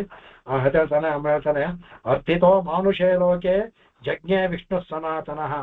ವಿಷ್ಣು ಲೋಕೆ ಜಜ್ಞೆ, ಈ ಲೋಕವನ್ನ ಅವನು ಆವರಿಸ್ಕೊಂಡ. ಏಕೆಂದ್ರೆ ಅರ್ಥಿತೋ ಮಾನುಷೇ, ಈ ಮಾನುಷ ಲೋಕವನ್ನ ದೇವಗಳ ಹಿತ ಕಾಪಾಡೋದಕ್ಕೋಸ್ಕರ ಅವನು ಇಲ್ಲಿ ತಾನೇ ಆವರಿಸ್ಕೊಂಡ ಅಂದ್ಬಿಟ್ಟು ಹೇಳ್ತಾರೆ.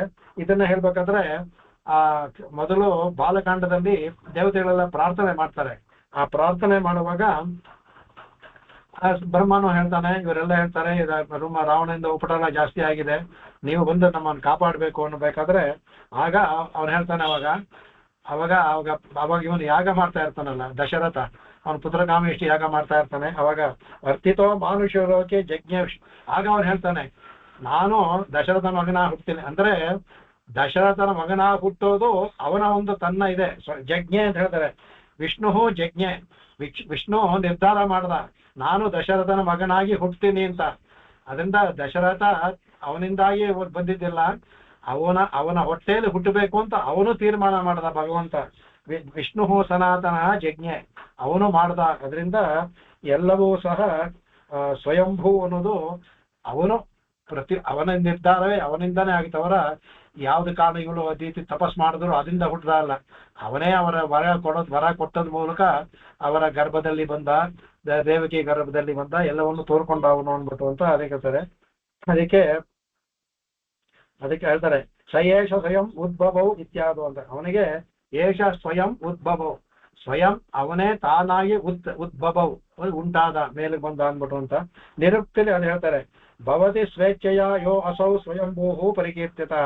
ಯಾರು ತನ್ನ ಇಚ್ಛೆಯಿಂದಲೇ ಭವಿಸಿದನೋ ಭವಿಸುತ್ತಾನೋ ಅದರಿಂದ ಅವನಿಗೆ ಸ್ವಯಂಭೂಹು ಅಂತ ಹೇಳಲ್ಪಡುತ್ತೆ ಅಂದ್ಬಿಟ್ಟು ಸ್ವಯಂಭೂವನ್ನ ಅವ್ರಿಗೆ ಹೇಳೋದಕ್ಕೆ. ಆಮೇಲೆ ಶಂಭುಹು ಅನ್ನೋದು ಮುಂದಿನ ಕ್ಲಾಸಲ್ಲಿ ಹೇಳ್ಕೊಂಡು ನಾನು ಕವಿತಾರ್ಕಿಕ ಸಿಂಹಾಯ ಕಲ್ಯಾಣ ಗುಣಶಾಲಿನೇ ಶ್ರೀಮತೆ ವೆಂಕಟೇಶಾಯ ವೇದಾಂತ ಗುರವೇ ನಮಃ. ಶ್ರೀ ಪರಾಶರ ಭಟ್ಟಾರ್ಯಃ ಶ್ರೀರಂಗೇಶ ಪುರೋಹಿತಃ ಶ್ರೀವತ್ಸಾಂಗಸುತ ಶ್ರೀಮಾನ್ ಶ್ರೇಯಸೇ ಮೇಸ್ತು ಭೂಜಸೇ. ಆಕಾಶಾತ್ ಪತಿತಂತೋಯಂ ಯಥಾ ಗಚ್ಚತಿ ಸಾಗರಂ ಸರ್ವದೇವ ನಮಸ್ಕಾರಃ. ಕೇಶವಂ ಪ್ರತಿ ಗಚ್ಚತಿ, ಕೇಶವಂ ಪ್ರತಿ ಗಚ್ಚತಿ, ಕೇಶವಂ ಪ್ರತಿ ಗಚ್ಚತಿ. ಓಂ ಶಾಂತಿ ಶಾಂತಿ ಶಾಂತಿ. ಕಾಯೇನ ವಾಚಾ ಮನಸೇಂದ್ರಿಯೈರ್ವಾ ಬುದ್ಧ್ಯಾತ್ಮನಾ ವಾಕ್ ಪ್ರಕೃತೆ ಸ್ವಭಾವಾತ್ ಕರೋಮಿ ಯದ್ಯತ್ ಸಕಲಂ ಪರಸ್ಮೈ ನಾರಾಯಣಾಯೇತಿ ಸಮರ್ಪಯಾಮಿ. ಎಲ್ಲರಿಗೂ ನಮಸ್ಕಾರ. ನಾಳೆ ನಮಸ್ಕಾರಪ್ಪ. ನಮಸ್ಕಾರ. ನಮಸ್ಕಾರ. ನಮಸ್ಕಾರ. ನಮಸ್ಕಾರ.